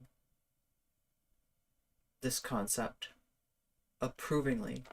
Often, that even Americans arguing for further subjugation of Indians and expansion to new frontiers outside of the mainland US found it very useful. Turner, too, eventually noticed the pervasive influence of the US precedent on German colonial policy, writing that American colonization has become the mother of German colonial policy. Ratzel's writing, along with that of other German intellectuals inspired by. Okay, so I don't know if you see the thumbnail for this video, but like there was like I had like a back and forth with Vamps about the thumbnail. We had different ideas slightly, but we worked it out. But like the what are the ideas that or like I think one of the ideas was going to be like, did the U.S. give birth to World War II Germany, right? Or like, and I imagined the Statue of Liberty and she's like got her legs up and like she is giving birth and like Hitler's coming out. Like that was the first thing I thought of, right? It's a fucked up absurd image, but not entirely inappropriate. The American example was influential in shaping German colonization. By 1905, when the German Empire was in the middle of a genocide of the native Herero and Nama peoples in German Southwest Africa, its officials, ideologues, and settlers justified their actions by Whoops, just unconsciously increased weapon production and armed thousands of soldiers, expanded supply lines, or organized mass transport to militarily conquer foreign land. pointing to their go-to example, claiming again and again that they were merely replicating the successful colonial policy of the USA for the good of Germany. Even the German general in charge of this mass murder campaign, Lothar von Troffer, wrote in his diary the simple phrase, I think there's a way in which we think of people as just like products of their time, so that if they're like acting in a certain way, you also look at the incentive structure and you take that into account, and you say that like, you assume that like, that if there's like an overall malicious direction, that like that whole thing that people say, nobody wakes up in the morning and they're like, let's be evil, nobody's, even the person doing the most evil out there, like they still love their dog, or that whole like line of wait, is that the banality?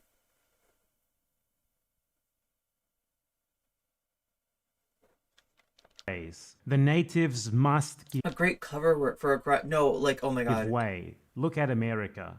Another illustrative example comes from Bernhard the Dernberg, grindcore album, head yeah. of Germany's colonial department. He'd visited the US on a fact-finding mission to learn from it directly, and said approvingly in 1907 that there can be no doubt that some native tribes have to vanish, just as some animals perish because of the impact of civilization, if they are not to degenerate and become encumbrances on the state. The history of the colonization of the United States, clearly the biggest colonial endeavor the world has ever known, had as its first act the complete annihilation of its native peoples. That was said in the middle of the Herero and Nama genocide in order to justify it. These are just a few examples of the importance of the US precedent to German colonialists, which Guttel accurately summarizes. Ratzel and Dernberg believe the United States in general, and American westward expansion in particular, were exemplary for German colonization efforts. These perceptions, though not uncontested, were so widely shared in the early years of the 20th century that during and after Lothar von Troffer's murderous campaign against the Herero and Nama in German Southwest Africa, colonial administrators and proponents of colonialism in both German Southwest Africa and the German mainland viewed American westward expansion and Indian policies as worthy of emulation in Germany's only settler colony.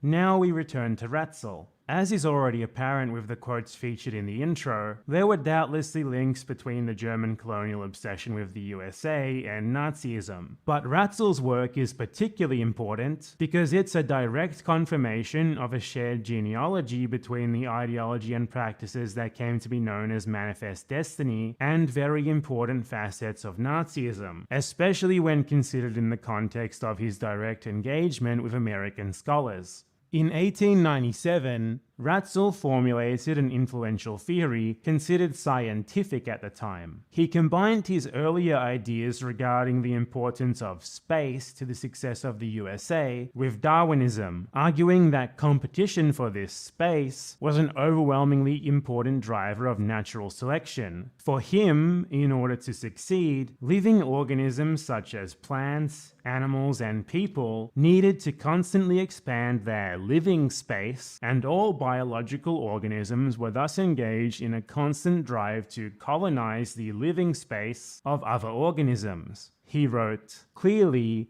the limitation of living space on Earth demands that an old species vacate the space that a new one needs to develop. In this sense, new creation and progress presuppose retreat and demise." He then applied this idea to nations themselves. For him, they too were a sort of biological entity.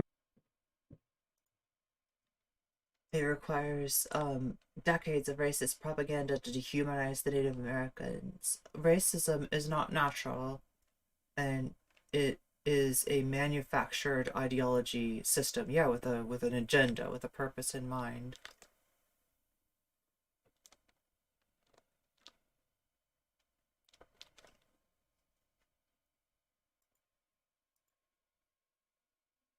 Entity constrained by these same laws. So they also had to expand their living space via conquest and Weaponization colonization of a in social order construct. to survive and flourish. The most successful nations would therefore be those that, like successful organisms, at least according to Ratzel, were able to colonize the most territory and rid it of competitors. Logically then, the colonial expansion of superior peoples and their removal or extermination of those inferior to them was legitimized by the fact that such action was, scientifically, both inevitable and required for a nation to be successful, and thus something that any government with the interests of its people in mind would, naturally, actively pursue.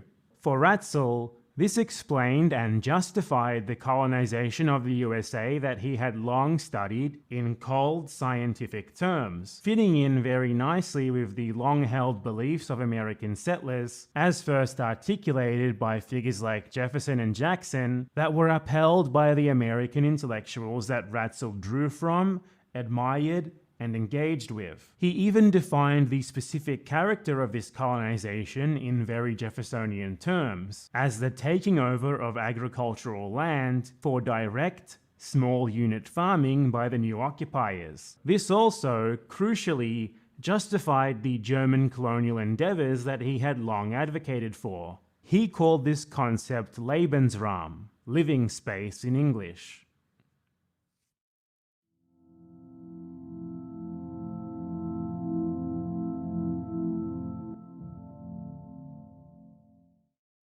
While Ratzel often wrote in neutral-sounding, biological terms and didn't really make prescriptions as to what ought to be done by Germany within his scientific work, he was an outspoken advocate of German colonialism and expansionism using the US as a model. That his theories seem perfectly designed to legitimize the political beliefs that he'd held for decades beforehand was not remotely a coincidence, and that others quickly picked them up and developed them to justify similar German expansionism was no coincidence either. By the time of the First World War, Lebensraum, in the sense that Ratzel had used it, had diffused widely, and was already an important ideological justification used by German imperialists, both liberal and conservative. Regular school students were even exposed to it via the education system directly through Ratzel's own work. After Germany lost the war, the concept became an even more important part of political programs. Ratzel was a liberal in a very racist, genocidal, late 19th century sort of way, much like the vast majority of his contemporary German colonial ideologues. And while he differed with those further to the right in this respect, including the soon-to-surface Nazis, who didn't like liberals very much, the Lebensraum theory was, nonetheless, seen as something of a neutral scientific analysis, so it was accepted all across the political spectrum, despite any ideological differences.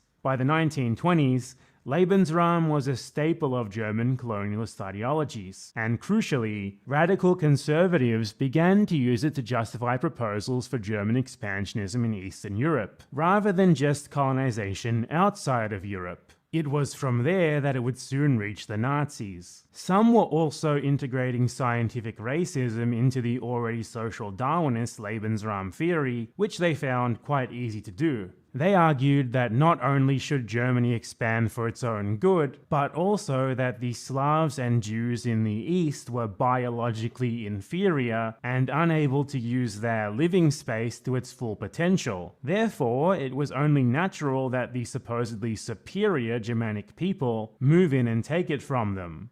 Ratzel, in his work on Lebensraum, had written many passages that neatly fit in with this edition. For example, this one. And note that with the term Germanic here, He includes Anglo-Americans, because in his idea, the USA had been colonized by Germanic people, which of course further justified Germans doing colonialism. Germanic and French settlers in North America began by stripping the indigenous population of their lands and subsisted on it through hunting and agriculture. The result was a battle of annihilation, where the prize at stake was space.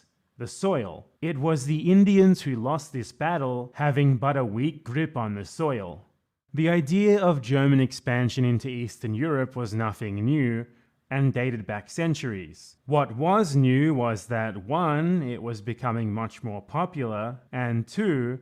With the concept of Lebensraum, a specific ideological genealogy had been formed with the history of European settler colonialism. Eastern expansion was being conceived of in the context of European colonialism elsewhere in the world. Its advocates were looking towards the East, just as American settlers had looked towards the West, looking upon its indigenous populations just as they had, and justifying this with discourses inspired by them that had been spread by German colonialists since the late 19th century. This is the context in which one Adolf Hitler picked up on the concept of Lebensraum. Immediately following World War I, Karl Haushofer, a geographer educated by Ratzel, had taken up and built upon Ratzel's theory of Lebensraum, helping to spread the narrative that Germany was unjustly limited by its living space. One of his students was Rudolf Hess, an early member of the Nazi Party who was imprisoned with Adolf Hitler after the beer hall putsch in 1923. Haushofer visited them in jail on numerous occasions, and through him and Hess, Hitler was briefed on the Ratzelian conception of Lebensraum. This clearly influenced him, as he very quickly started to integrate it into his political program. Less than 2 years later, in 1925, Hitler's infamous ideological manifesto was released, Mein Kampf, My Struggle. Within, the word Lebensraum was used 11 times. The concept's influence is very clearly pervasive throughout large parts of the text, and it thereafter became a staple of Nazi ideology.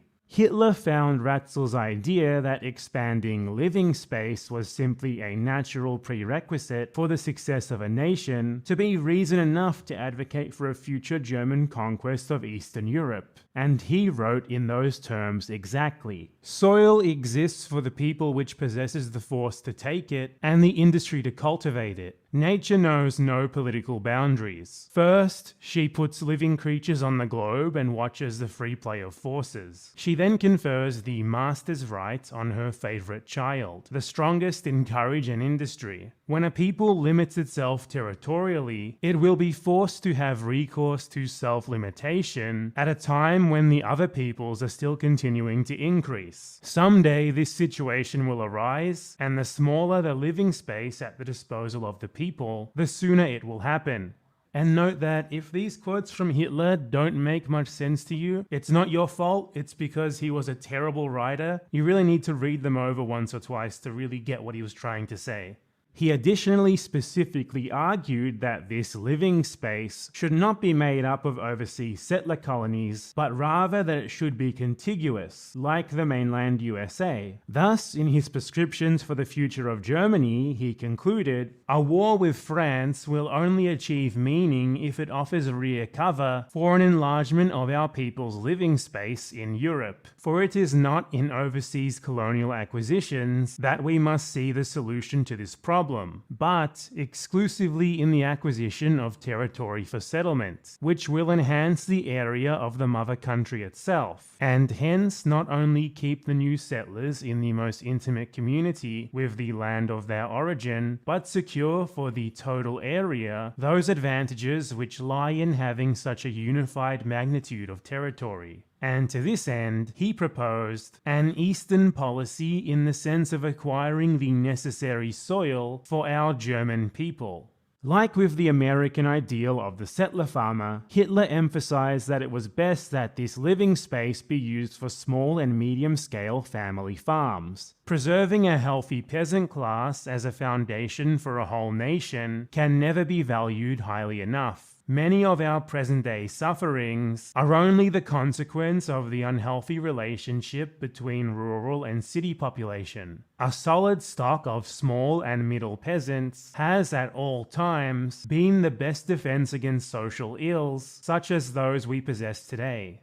This mirrored Ratzel, who was quoted earlier using the USA as an example of a country which he perceived as having a relative lack of social issues due to its abundance of space. Hitler later echoed Ratzel even more precisely on this specific point, saying that the USA's immense inner strength was derived from its massive base territory in comparison with the absurdly small home territory of European states. On top of that, he pointed to the lack of miscegenation among its white population and its racialized citizenship laws as the best extant example of what he wanted to do in Germany. Hitler's plan of settler colonization was to be the driving force of his program. In fact, he wrote that this was the principal aim of Nazi foreign policy, meaning that all of his warmongering was, in the end, directed towards that goal.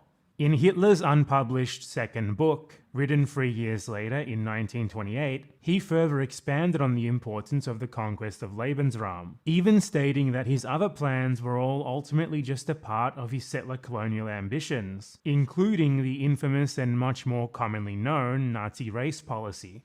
Foreign policy is the art of safeguarding and securing the necessary living space in quantity and quality for a people. Domestic policy is the art of preserving the necessary employment of force for this in the form of its race value and numbers. And he also added that the success of the US was not solely due to its vast living space, but also due to its racist immigration and anti-miscegenation policies. Hence his emphasis on such policies being a prerequisite to the success of his plan to colonize Eastern Europe. That the American Union was able to achieve such a threatening height is not based on the fact that millions of people formed a state there, but on the fact that many square kilometers of the most fertile and the richest soil is inhabited by millions of people of the highest race value.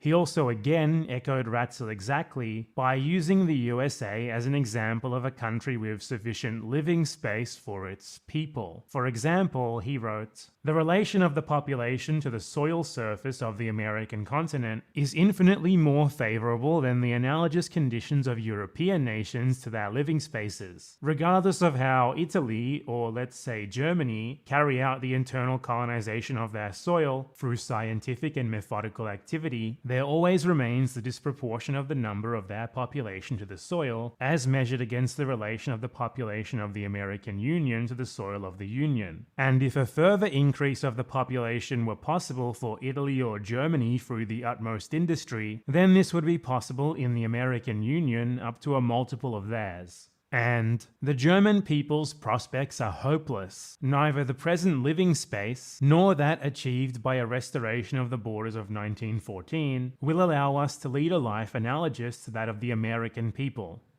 The USA's existence as a large country that was successfully built on an abundance of living space not only provided an example of what Germany needed to do, but it also provided Hitler with another justification for actually doing it. Ratzel's theory dictated that the people with the most abundant and properly used living space would emerge victorious, and Hitler took this idea to its logical conclusion within the frame of his imperial ambitions. Germany would need to expand its Lebensraum to the same level as the US if it was ever going to be able to challenge and supplant it on the world stage. The link to Ratzel's conception of Lebensraum is clear both in the direct chain between Ratzel, Haushofer, Hess, and Hitler, and its huge influence on Hitler's writings and speeches from 1925 onwards. Nazi Lebensraum was thus a radicalization of an ideology that ultimately began in the United States. First popularly articulated by Jefferson, modified by Jackson, upheld by multiple generations of American governments, intellectuals, and US society, and then picked up on by German colonialists who adopted American theory and practice as their own, a process which involved a reciprocal transatlantic dialogue between American and German colonial intellectuals. The Nazis then picked things up from there, modifying and expanding upon the ideas of those that came before them, with Ratzel being the the most significant individual link in this chain. His theories directly inspired the plans for Eastern European settler colonialism that became one of the most important pillars of Nazi ideology. This is very important to remember and will be elaborated on further later in this section. The nature of Nazism as a fundamentally settler colonial project is key to understanding it and its links to its precedents beyond a superficial level. While Lebensraum's relation to Manifest Destiny was the most significant and direct way in which the US influenced the Nazis, it was also not by any means their only exposure to the US precedent. Hitler, along with many other Germans, had long been enamored with the romanticism of the US colonial frontier, the Wild West, and the Americans versus Indians dichotomy. A big part of this public knowledge was due to the books of Karl May. May was an incredibly popular German author of American frontier fiction during the late 19th and early 20th centuries. Funnily enough, though, May had never actually been to the USA, so he constructed his vision of it for his books from the propagandistic translated American literature that reached Germany, similar to how German colonialist intellectuals had been influenced by the translated works of American ideologues. He got practically all of the finer details, such as recountings of specific local customs, completely wrong, but his overall presentation was in line with the pro-colonialism norm. He did at least present a few Native American characters in a sympathetic, idealized way, but the majority of them were nonetheless presented negatively, as violent people whose often brutal demise and dispossession at the hands of white settlers was well deserved. Karl May had a very significant influence on German perceptions of the US. Hitler himself is known to have been a fanatical fan. Many Germans took May's relatively innocent children's books as a primary source for their understanding of the USA. But Hitler went one step further. He saw these books as sort of conceptual and strategic manuals for how to actually do colonialism. Note that I'm being totally serious here, though it does sound like a joke. Hitler there are some choice pictures of, the mustache man. Really did look to his favorite children's books when crafting his genocidal plans, much like how a more modern adult child might reference Harry Potter. It would obviously be a bit of a stretch to claim that Karl May's depictions of the USA had some incredibly formative role in inspiring Nazi colonialism, on a similar level to Lebensraum. But May's work was nonetheless significant in that it provided readers with a vision of a successful colonial project, one with boundless open spaces just waiting to be settled that coincidentally fit perfectly with Lebensraum. It also exposed them to the concept of frontier native settler relations for the first time, including warfare between the groups. Many therefore used May as a reference point when imagining the Nazi East, Hitler included. At one point, he even ordered that Karl May's books about fighting Indians, his words, be distributed among Nazi troops in the East because, according to him, the Russians fight like Indians. After 1933, once the Nazis had actually taken power, denouncements coming from the US, combined with Hitler's idea of an inevitable confrontation with the USA, and made it no longer prudent for Nazi theory and propaganda to make many more favorable direct references to the USA in public. It went from being singled out as the best extant example of what Hitler wanted to achieve with Eastern Europe, to being denounced as a degenerative liberal state controlled by a vast Jewish conspiracy. Nevertheless, its influence on Nazi colonialism had already been solidified, so they continued to draw upon it. It was, of course, most importantly, core to Ratzel's concept of Lebensraum, and thus was inherent on a similar level to Lebensraum. But May's work was nonetheless significant in that it provided readers with a vision of a successful colonial project, one with boundless open spaces just waiting to be settled that coincidentally fit perfectly with Lebensraum. It also exposed them to the concept of frontier native settler relations. Karl May made so much stuff up. He was such a huge impact on Hitler and books he would always go back to. For the first time, including warfare between the groups. Many therefore used May as May started off as a con man. Reference point when imagining the Nazi East, Hitler included. At one point, He even ordered that Karl May's books about fighting Indians, his words, be distributed among Nazi troops in the East because, according to him, the Russians fight like Indians. After 19 There's German. Sorry, I put it back too far. German westerns from the 60s and 70s made after his work. 33, once the Nazis had actually taken power, denouncements coming from the US, combined with Hitler's idea of an inevitable confrontation with the USA, and made it no longer prudent for Nazi theory and propaganda to make many more favorable direct references to the USA in public. It went from being Okay, so this is the thing I wanted to like.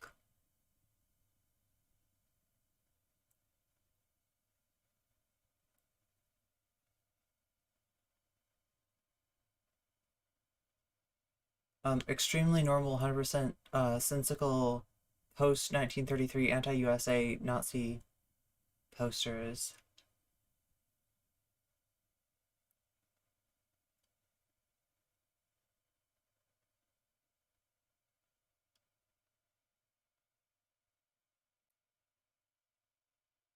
Okay, so for some reason I thought this was gonna be like a before and after or something. Okay, that's not what it is.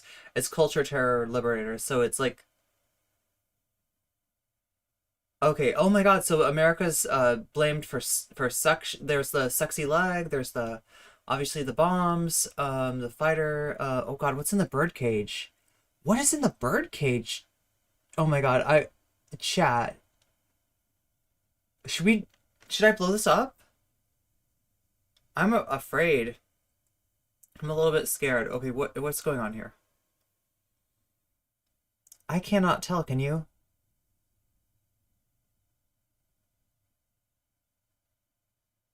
There's like a drum. Does that... Okay, maybe that represents music. There's a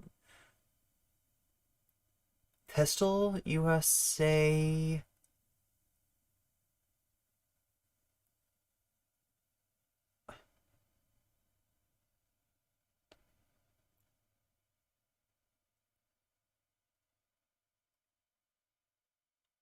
There's a banker maybe holding on to, or somebody holding onto a money bag. There's the...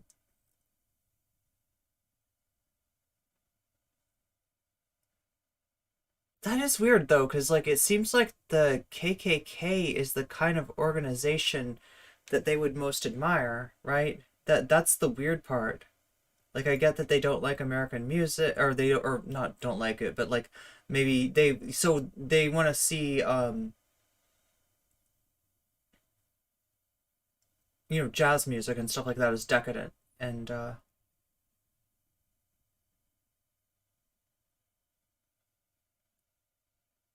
some wild stuff about fictional weapons and stuff he claimed to have and later claimed he was based that he was the main character. I know I always talk about it, but Behind the Bastards episode on this author, oh wow, and his effect on, wow.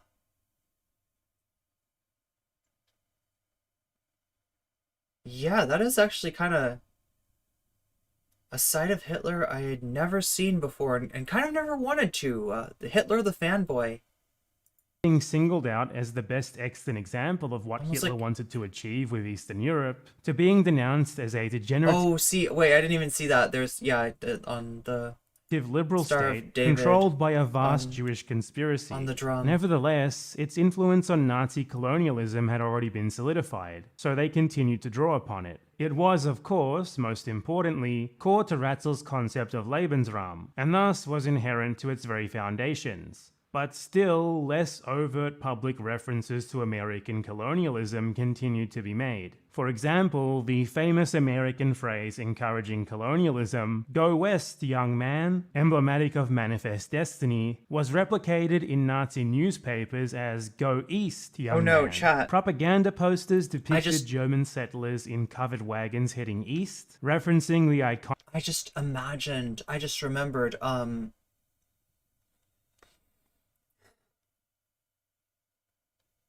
is it Panic at the Disco? Who sings that? The Pete Buttigieg song. Do you remember the Pete Buttigieg High High Hopes? No, it's not Panic. Who the fuck sings High High Hopes? Oh my god. Oh, why would I think it was... iconic American settler wagon convoys, and children's books were written that aim to acquaint them with Lebensraum by transferring the cowboys and Indians romanticism of the American West to Eastern Europe. In Der Untermensch, an SS pamphlet written by Heinrich Himmler, the Nazis' chief colonial ideologue besides Hitler himself, the East was described as a black earth that could be a paradise, the California of Europe. And Konrad Meyer, the Nazi who authored their principal indigenous policy, General Plan Ost, wrote that the America of the Germanic peoples lies in Eastern Europe. Direct private evocations of the US also still continued. In 1941, great, I am a Pete Buttigieg expert. That might be important coming up here. In 2024. Hitler said that our colonizing penetration must be constantly progressive. That is the rumor, right? That Pete Buttigieg might be the Democratic presidential candidate, absent a viable Kamala or Joe Biden. Until it reaches the stage where our own colonists far outnumber the native inhabitants. What does the fox say? In the context of the... What's that one like? High, high hopes for the living, something and a da da da da da da da. I don't know. And then he says manifest destiny at some point. Lebensraum ideology and I think the song's called Manifest Destiny, isn't it? This is clearly referring to a US-like, continuously or is it called Pizza? I forgot. Progressing colonial frontier, especially in the light of him then saying that our Mississippi... The Mayor Pete documentary, maybe? How old is it? He has zero charisma. Oh my god. River must be the Volga. Yeah, like the Jeb Bush of... He also emphasized the importance of colonization to his plans with the US example. The full quote cited in the intro was, "There's only one duty, to Germanize this country by the immigration of Germans, and to look upon the natives as Indians." The full context of another one of the quotes that was cited in the intro is also very revealing. When discussing violence wrought against native populations in order to capture their land and resources, Hitler appealed to the idea that this immediate brutality would very quickly be forgotten. Those who eat German bread today do not think about the fact that it comes from the granaries that we conquered in the 12th century. A similar process will repeat itself in the East for a second time as in the conquest of America. He also directly said that the Nazi East would be the new land of boundless possibilities, supplanting America in that respect. Talking about some alternate histories there. This is especially... I mean, this is like Man in High Castle, right? That's what that's about, is if Germany had won in Europe and gone on to solidify most of the continental United States. Relevant in light of the way that the East was presented in Nazi propaganda as a great land of opportunity where one could pursue happiness, a German version of the earlier American precedent. The Nazis conceptualized Eastern Europe in the same way Americans had the west of the North American continent. Americans had their Wild West, while the Nazis had their Wild East, waiting to be tamed just as America had been. Pretty new. Before the war began, the Nazis were very willing to use the implied or outright threat of military force to annex territory, just as the US had with Louisiana, Florida, and Oregon. Austria and large parts of Czechoslovakia were annexed in this way in 1938.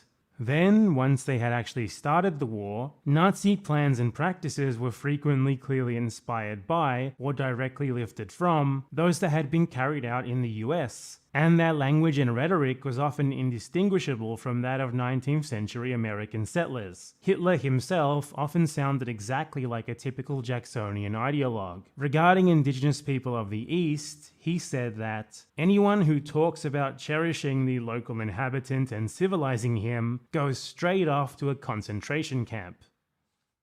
The Nazis created detailed, long-term plans for settler colonization of the East, which were partly implemented during the war. As the Nazi military pushed the front line further and further eastwards, the indigenous people, principally Jews and Slavs, were to have their land and property appropriated for German settlement. Millions of Slav children who were deemed to be racially pure enough would be kidnapped from their families and forcibly Germanized to assist in the rapid increase of the German population that the Nazis envisioned. Some able-bodied indigenous people were to be enslaved in order to help establish the new German colonies, and eventually, once feasible, all adult Slavs and some Jews would be forcibly removed to reservations further to the east, especially in Siberia, while the majority of Jews were to be forced onto reservations specifically for them. One of these was actually established during the war in Lublin, Poland, and another was planned on the African island of Madagascar. These would be strictly controlled and operated by the Nazis to ensure that their victims could never reform their society and potentially pose a threat. They hoped that they would slowly die out due to disease and starvation, fostered by the high concentration of many people into a small area, the lack of adequate medical care, and the completely insufficient rations that they provided. The Nazis candidly acknowledged that their appropriation of farms and food supplies, combined with the massive upheavals of entire populations, would result in the mass starvation of tens of millions.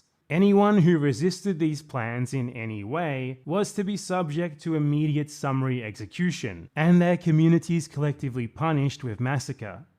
If all of this sounds very similar to the American practices that I described earlier, that's because it was. The Nazis' initial colonial plans and practices, which lasted from 1939 until late 1941, practically all have clear analogues in the colonization of the USA.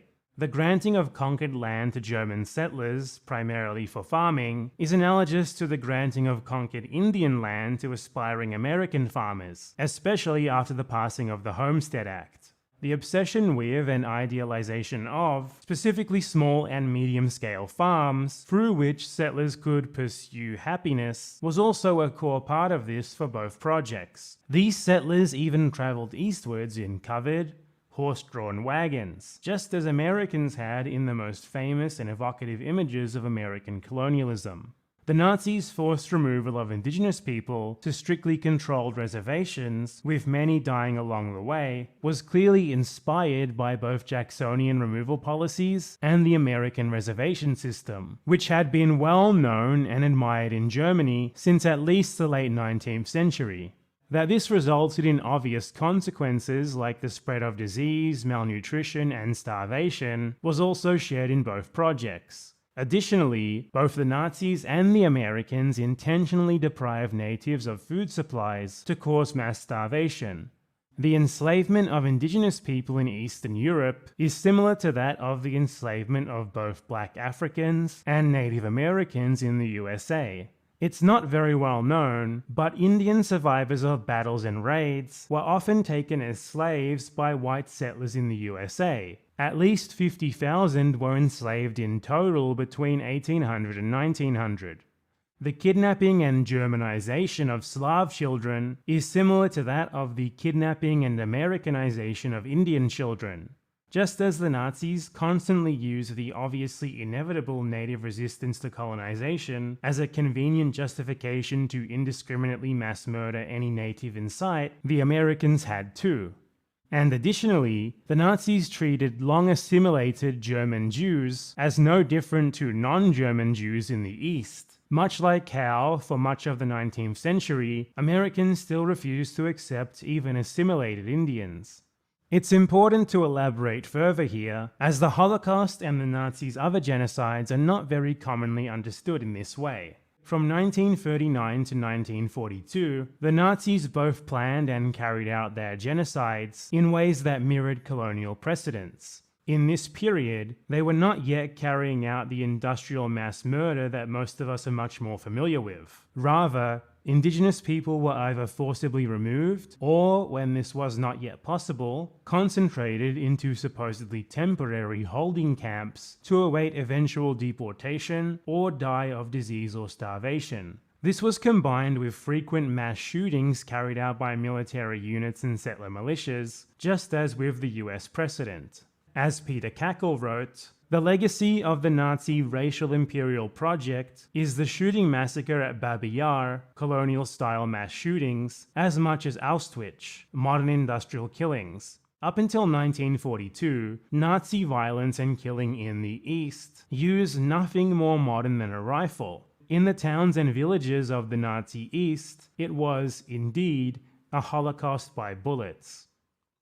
The genocides of the Nazis, and particularly the Holocaust, are typically understood as something of a historical anomaly, almost totally disconnected from any precedent. Rarely are they ever conceptualized correctly as part of a settler colonial project. The industrial nature of the Holocaust after 1942 indeed had no historical precedents, but it was still part of a radical evolution of colonial policy. Following the beginning of Soviet counteroffensives on the Eastern Front in late 1941, it became clear that the original Nazi plans for forced removals were no longer feasible, as they were not going to be in control of the land that they'd hoped to establish reservations on and deport indigenous people to. With these more, quote, indirect, unquote, means of dealing with the native problem clearly off the table, they shifted to an industrial system of genocide to attempt to physically wipe them out as quickly as possible. They overwhelmingly prioritized the industrial murder of Jews over that of Slavs, because they saw Slavs as little more than zombie-like puppets of a global Jewish conspiracy and the priority targets.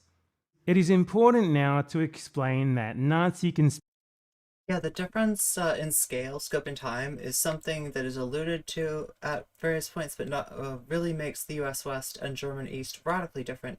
The US never had a policy of industrialized exterminations. The Nazis did that first, and others copied that. conspiracies about Jewish people were intrinsically linked to their goal of obtaining Lebensraum in the East. Firstly, the Nazis believed that such a colonial project would not be possible, while their imagined secret Jewish cabal still existed, dictating global affairs from behind the scenes. They believed this cabal had a special hatred for Germany and Germans, and thus would do everything possible to prevent German expansion. Secondly, as was clear from the Hitler quote that I cited earlier, they also believed that the success of such an endeavor depended on maintaining the strength of the German people, which they said required racial purity. Their ideology dictated this to be incompatible with the existence of supposedly inferior German Jews.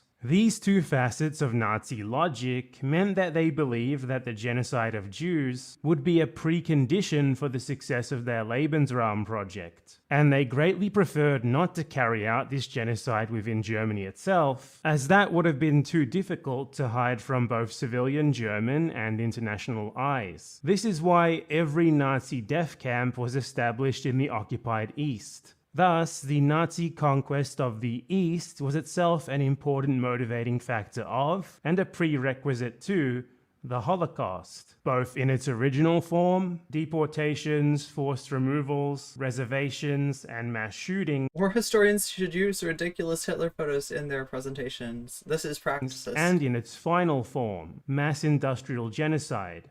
All of this was irrevocably linked to the theory of Lebensraum and cannot be divorced from it. The majority of Nazi actions and atrocities were carried out because they believed that doing so was a precondition for the success of their settlement project. For another example, their main reason for invading Western Europe was because they expected Western retaliation against further Eastern invasions. It is therefore not an exaggeration to say that Nazism's settler colonial aspect is what most defined it. While their anti-Semitism didn't stem from their settler colonialism, it nonetheless became intimately linked to it. Eastern expansion was at the core of Nazi motivations for their anti-Semitic actions, including the Holocaust.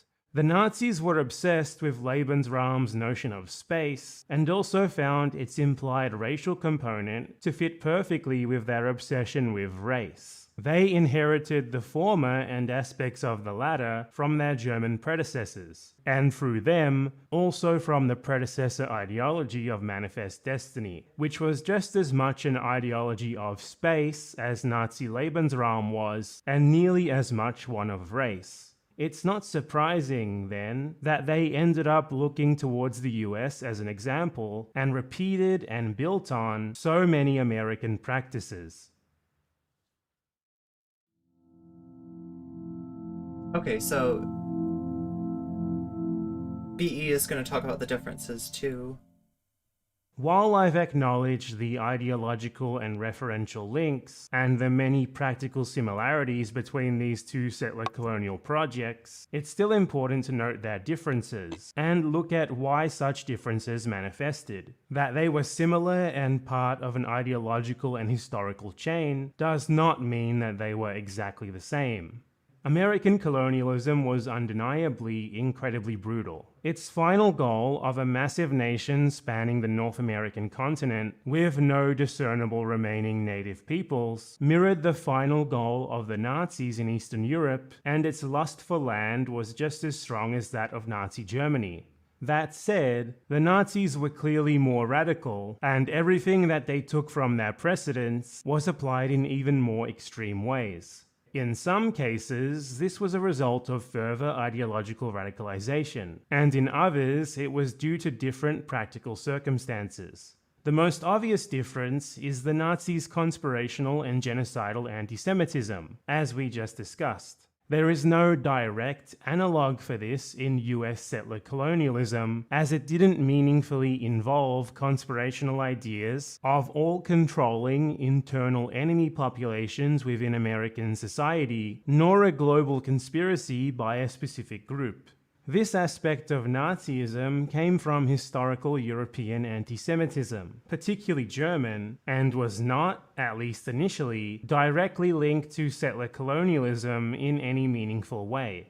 The Nazis took two separate historical currents, the convenient scapegoat of a purported Jewish conspiracy both in Germany and around the world, and European-style settler colonialism and its associated racism, and combined them. This was a unique development of Nazi ideology without precedent. They enacted policies against all Jews, both in and outside of Germany itself, that were even more extreme than their policies against other indigenous people in the East. While Slavs were, as Hitler had dictated, looked upon as Indians, Jews were seen and treated as an even lower class of colonized. However, for the purposes of this video, we're primarily concerned with the influence of Manifest Destiny and American practices, specifically on the settler colonial aspect of Nazi ideology. That Nazism had other aspects to it that it didn't share with the United States is expected, and this doesn't reduce the significance of their links.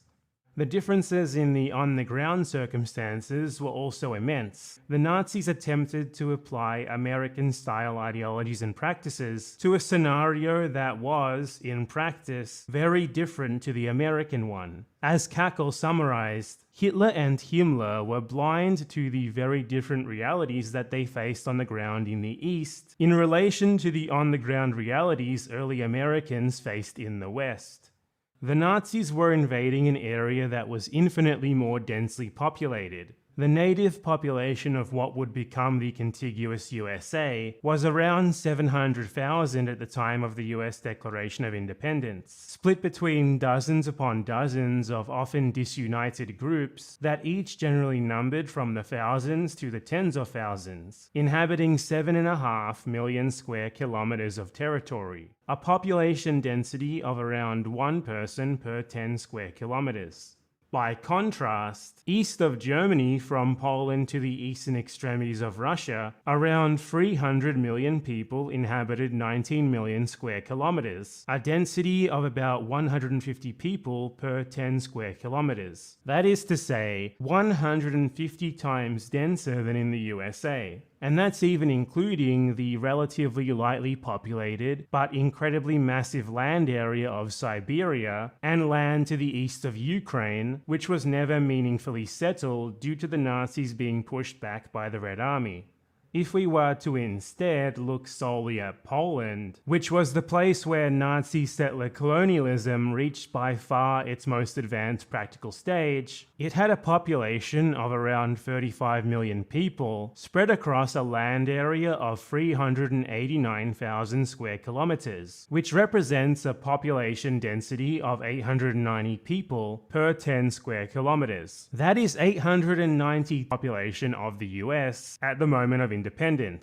Eastern European peoples were also far more politically unified than American Indians, being divided into nation-states made up of hundreds of thousands to hundreds of millions of people. These factors allowed them to resist and push back against their would-be colonizers far more effectively, eventually defeating them at great cost.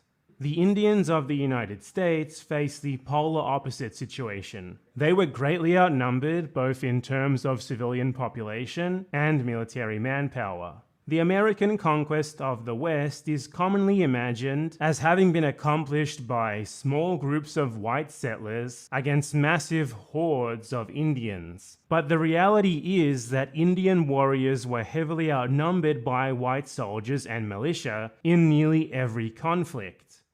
The Nazis also had a well-organized war machine with huge manpower and a large, long-established population, compared to the newer population of the US and its more ragtag armed forces. The Nazi frontier was pushed forward as a concerted effort of the military, who made way for their settlers, while the American frontier was at first pushed forward by a complementary mix of outright military conquest combined with gradual settler encroachment, with the military conquest often being justified by Indian retaliation against said encroachments. Government was still the driving force, always decisive either through direct intervention or material support, but in the American case, private actors with government support played a role that was far less prominent for the Nazis. These differences were partly circumstantial, partly ideological. American colonialism was definitely more individualistic than that of the Nazis, but the American situation of drastically lower indigenous population density with much more fragmented polities also enabled this style of settlement. It was quite easy for a small number of American settlers to finish erecting and fortifying a dwelling before being discovered by local Indians, but one could not imagine small groups of Nazi settlers trying to encroach on Polish land in the Industrialized extermination is associated with Nazi ambitions, which were then associated with Lebensraum, which in turn is associated with manifest destiny but not industrialized. Extermination is what is mostly associated with evil of Nazi Germany. This becomes something of a ship of Theseus. Well, I mean, like, depending on, like,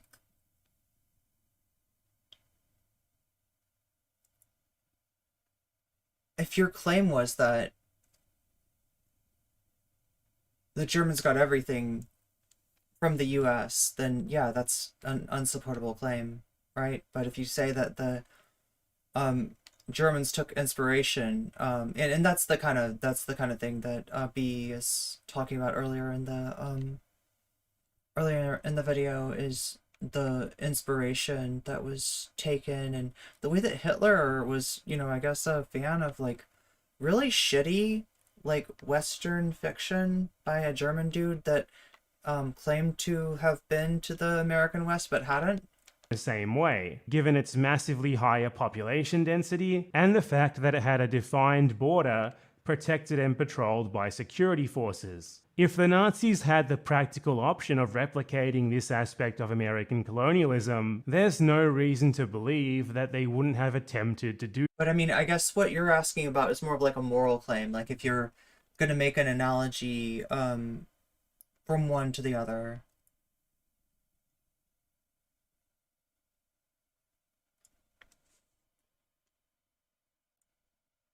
I guess what strikes me the most, though, is how much less the mechanics and the logistics and the reality of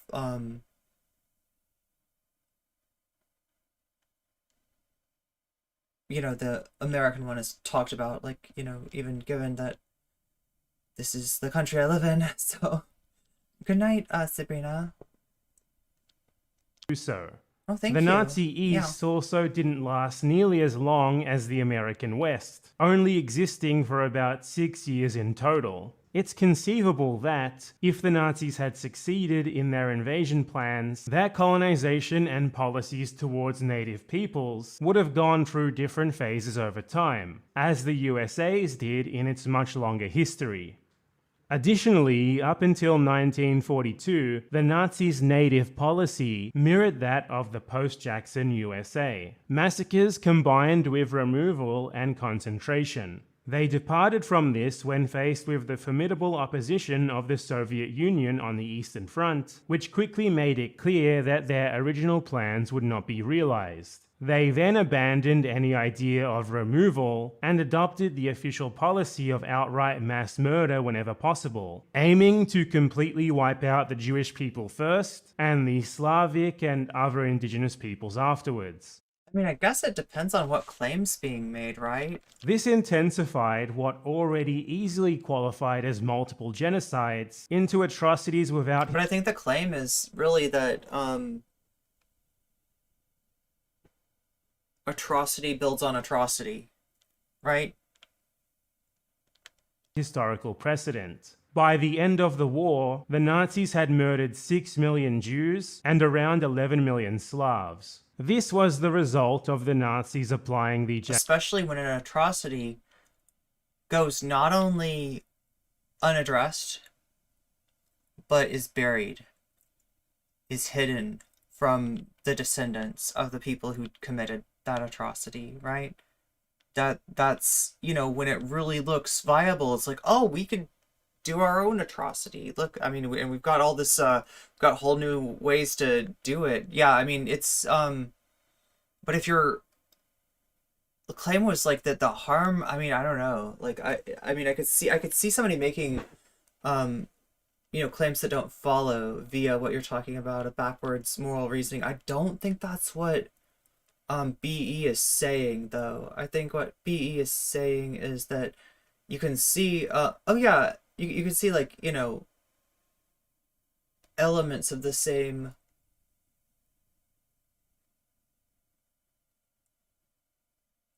idea applied, and that the way that that was all codified into like academia, right? Because that's part of what BE was looking at, was like the academic, you know, I don't even know if you'd call it apologia, because that was the ascendant viewpoint at the time. So, you know, it's not even seeing itself as apologia, but I mean, it reads like apologia now of, you know, the sort of justification for the colonial project that was done somewhat, you know,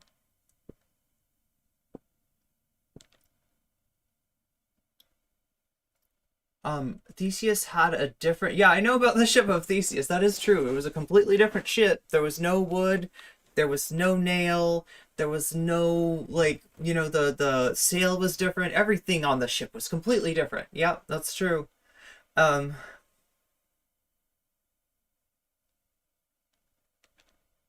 the atrocities were rooted in the ideology of settler colonialism.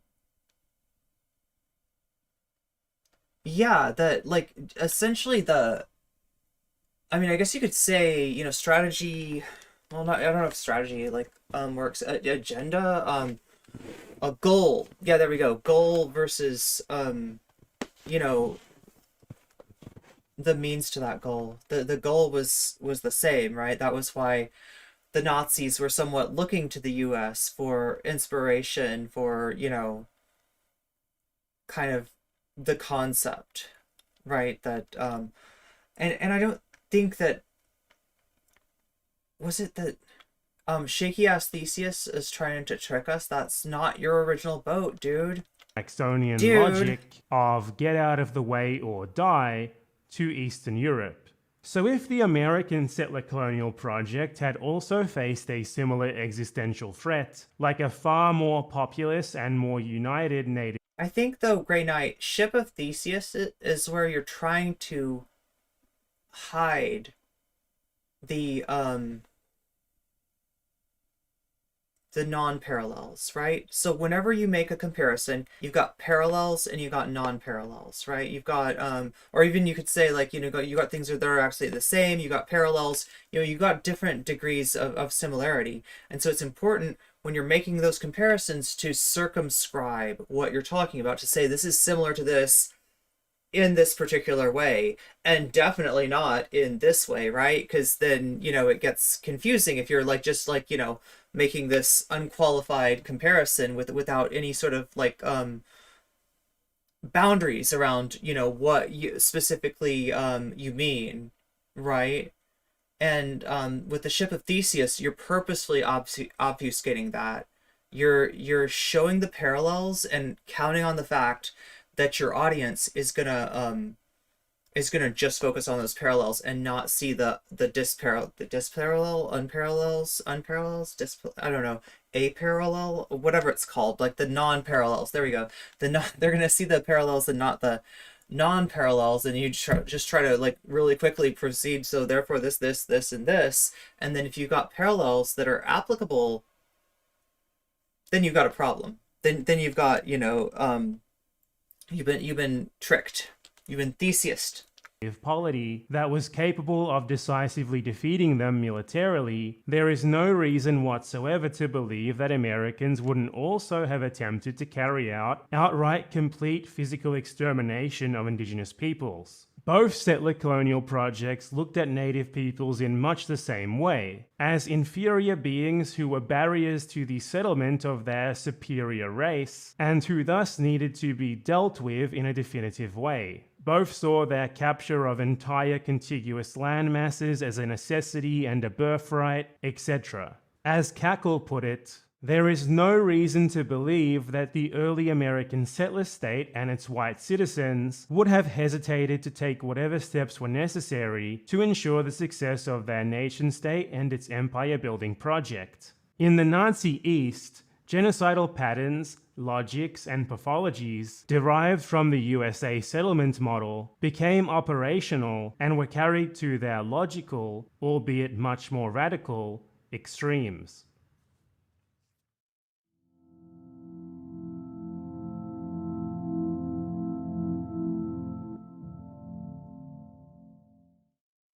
The US was, all at once, the primary practical model for the Nazi colonization of Eastern Europe, a crucial ideological forebear, and the most important extant example used to show and justify what they wanted to achieve. Jeffersonianism led to Jacksonianism, which was then picked up by German colonialists in Africa, such as Friedrich Ratzel, who then had a defining influence on Nazi colonial ideology, plans, and practice.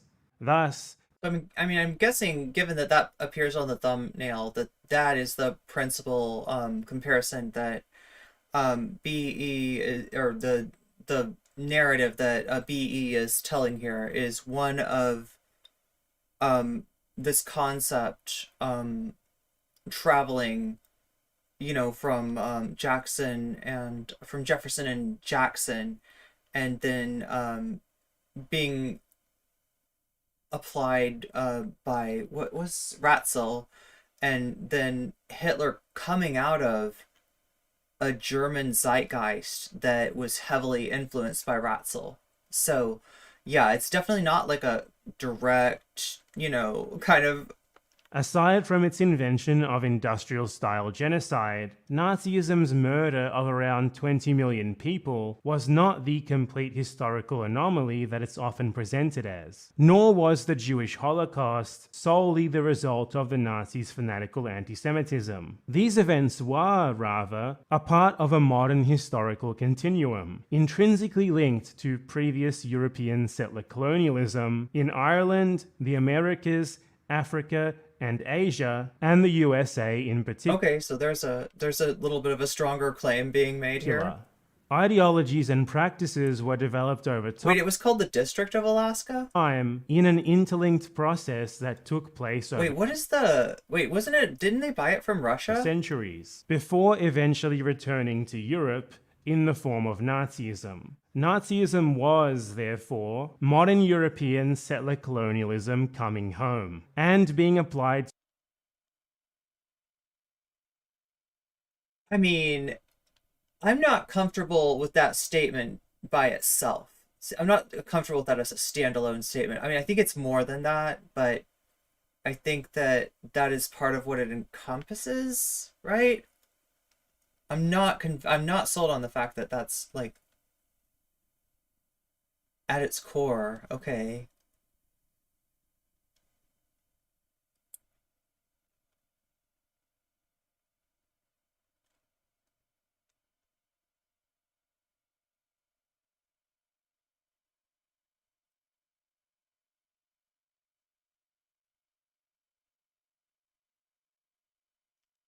I mean, it's definitely possible. To mainland I just like, I mean, like it feels like we're ruling out other things as being contributed main contributors to the core. Europe itself in its culminative, most radicalized form. I don't know. So, What what do you think, chat? Is that what Nazism is at its core?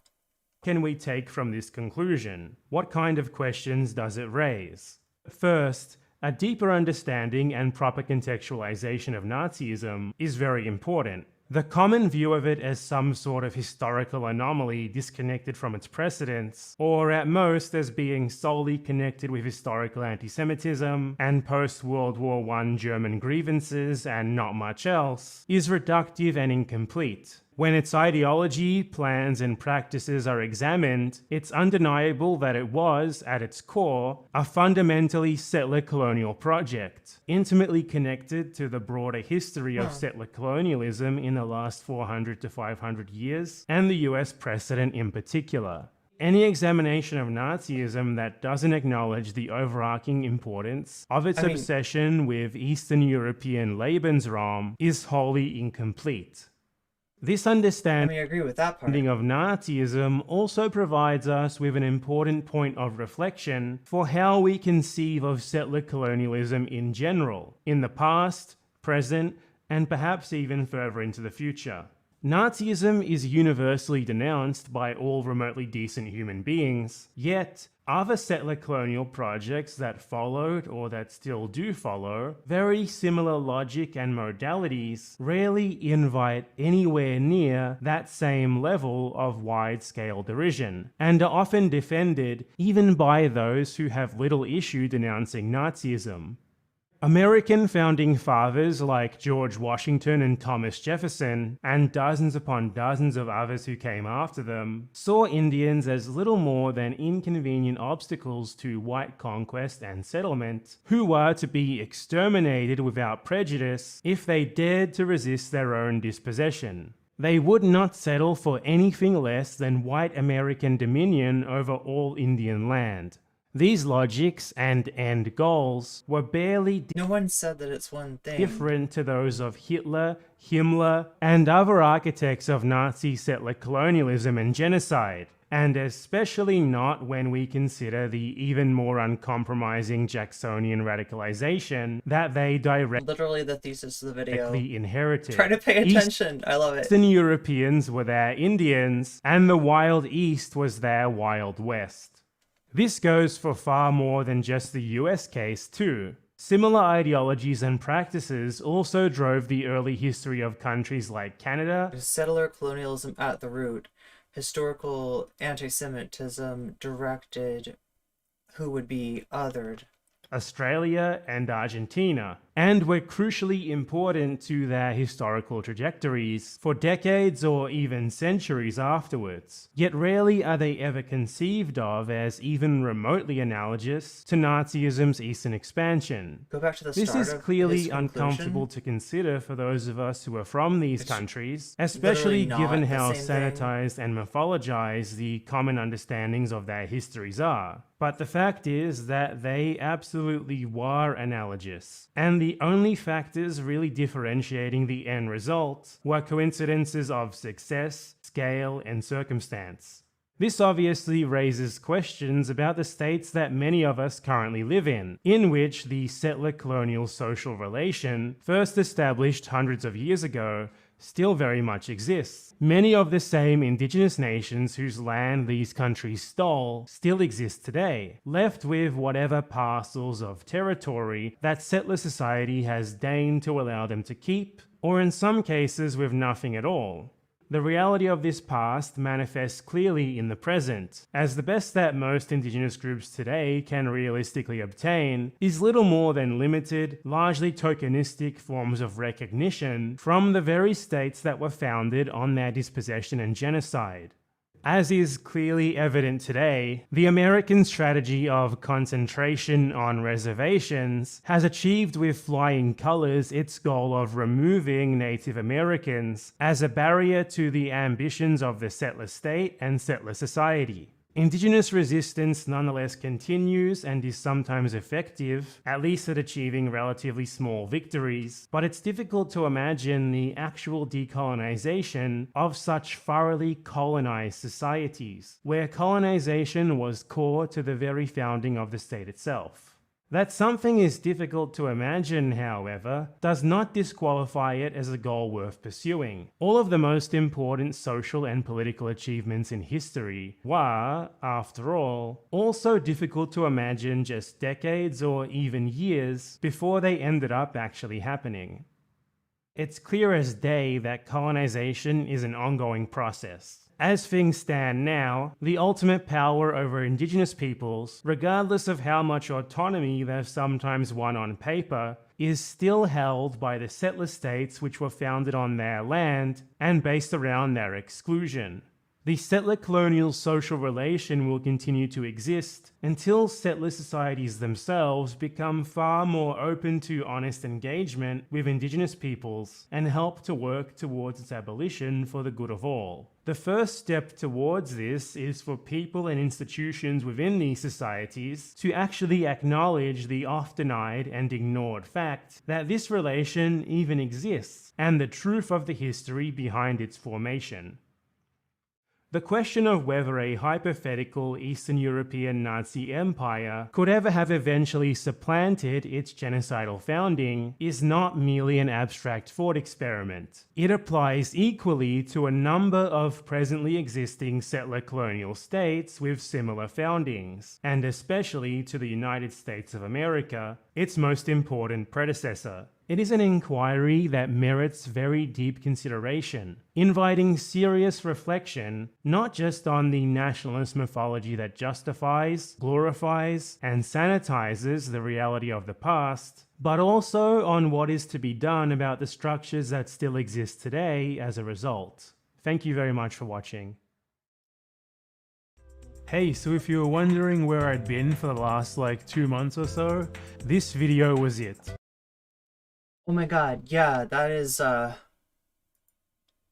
having just put together an 8-minute video, I can only imagine what kind of work goes into something like that, but,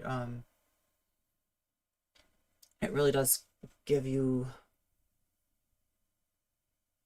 a lot to think about and goes through the actual mechanics and the occurrence of,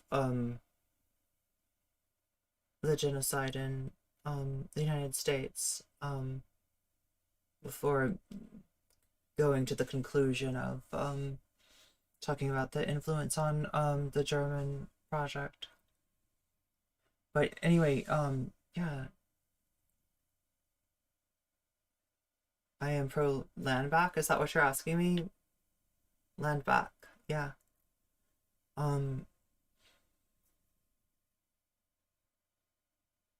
Or you might be talking in chat. Anyway, but yeah, I think I'm gonna go over to Twitch now and play some Rocket League. So if you're looking for something to do after this, I will be over there next. Maybe some Persona tonight, but thank you everybody for being here today, and meow.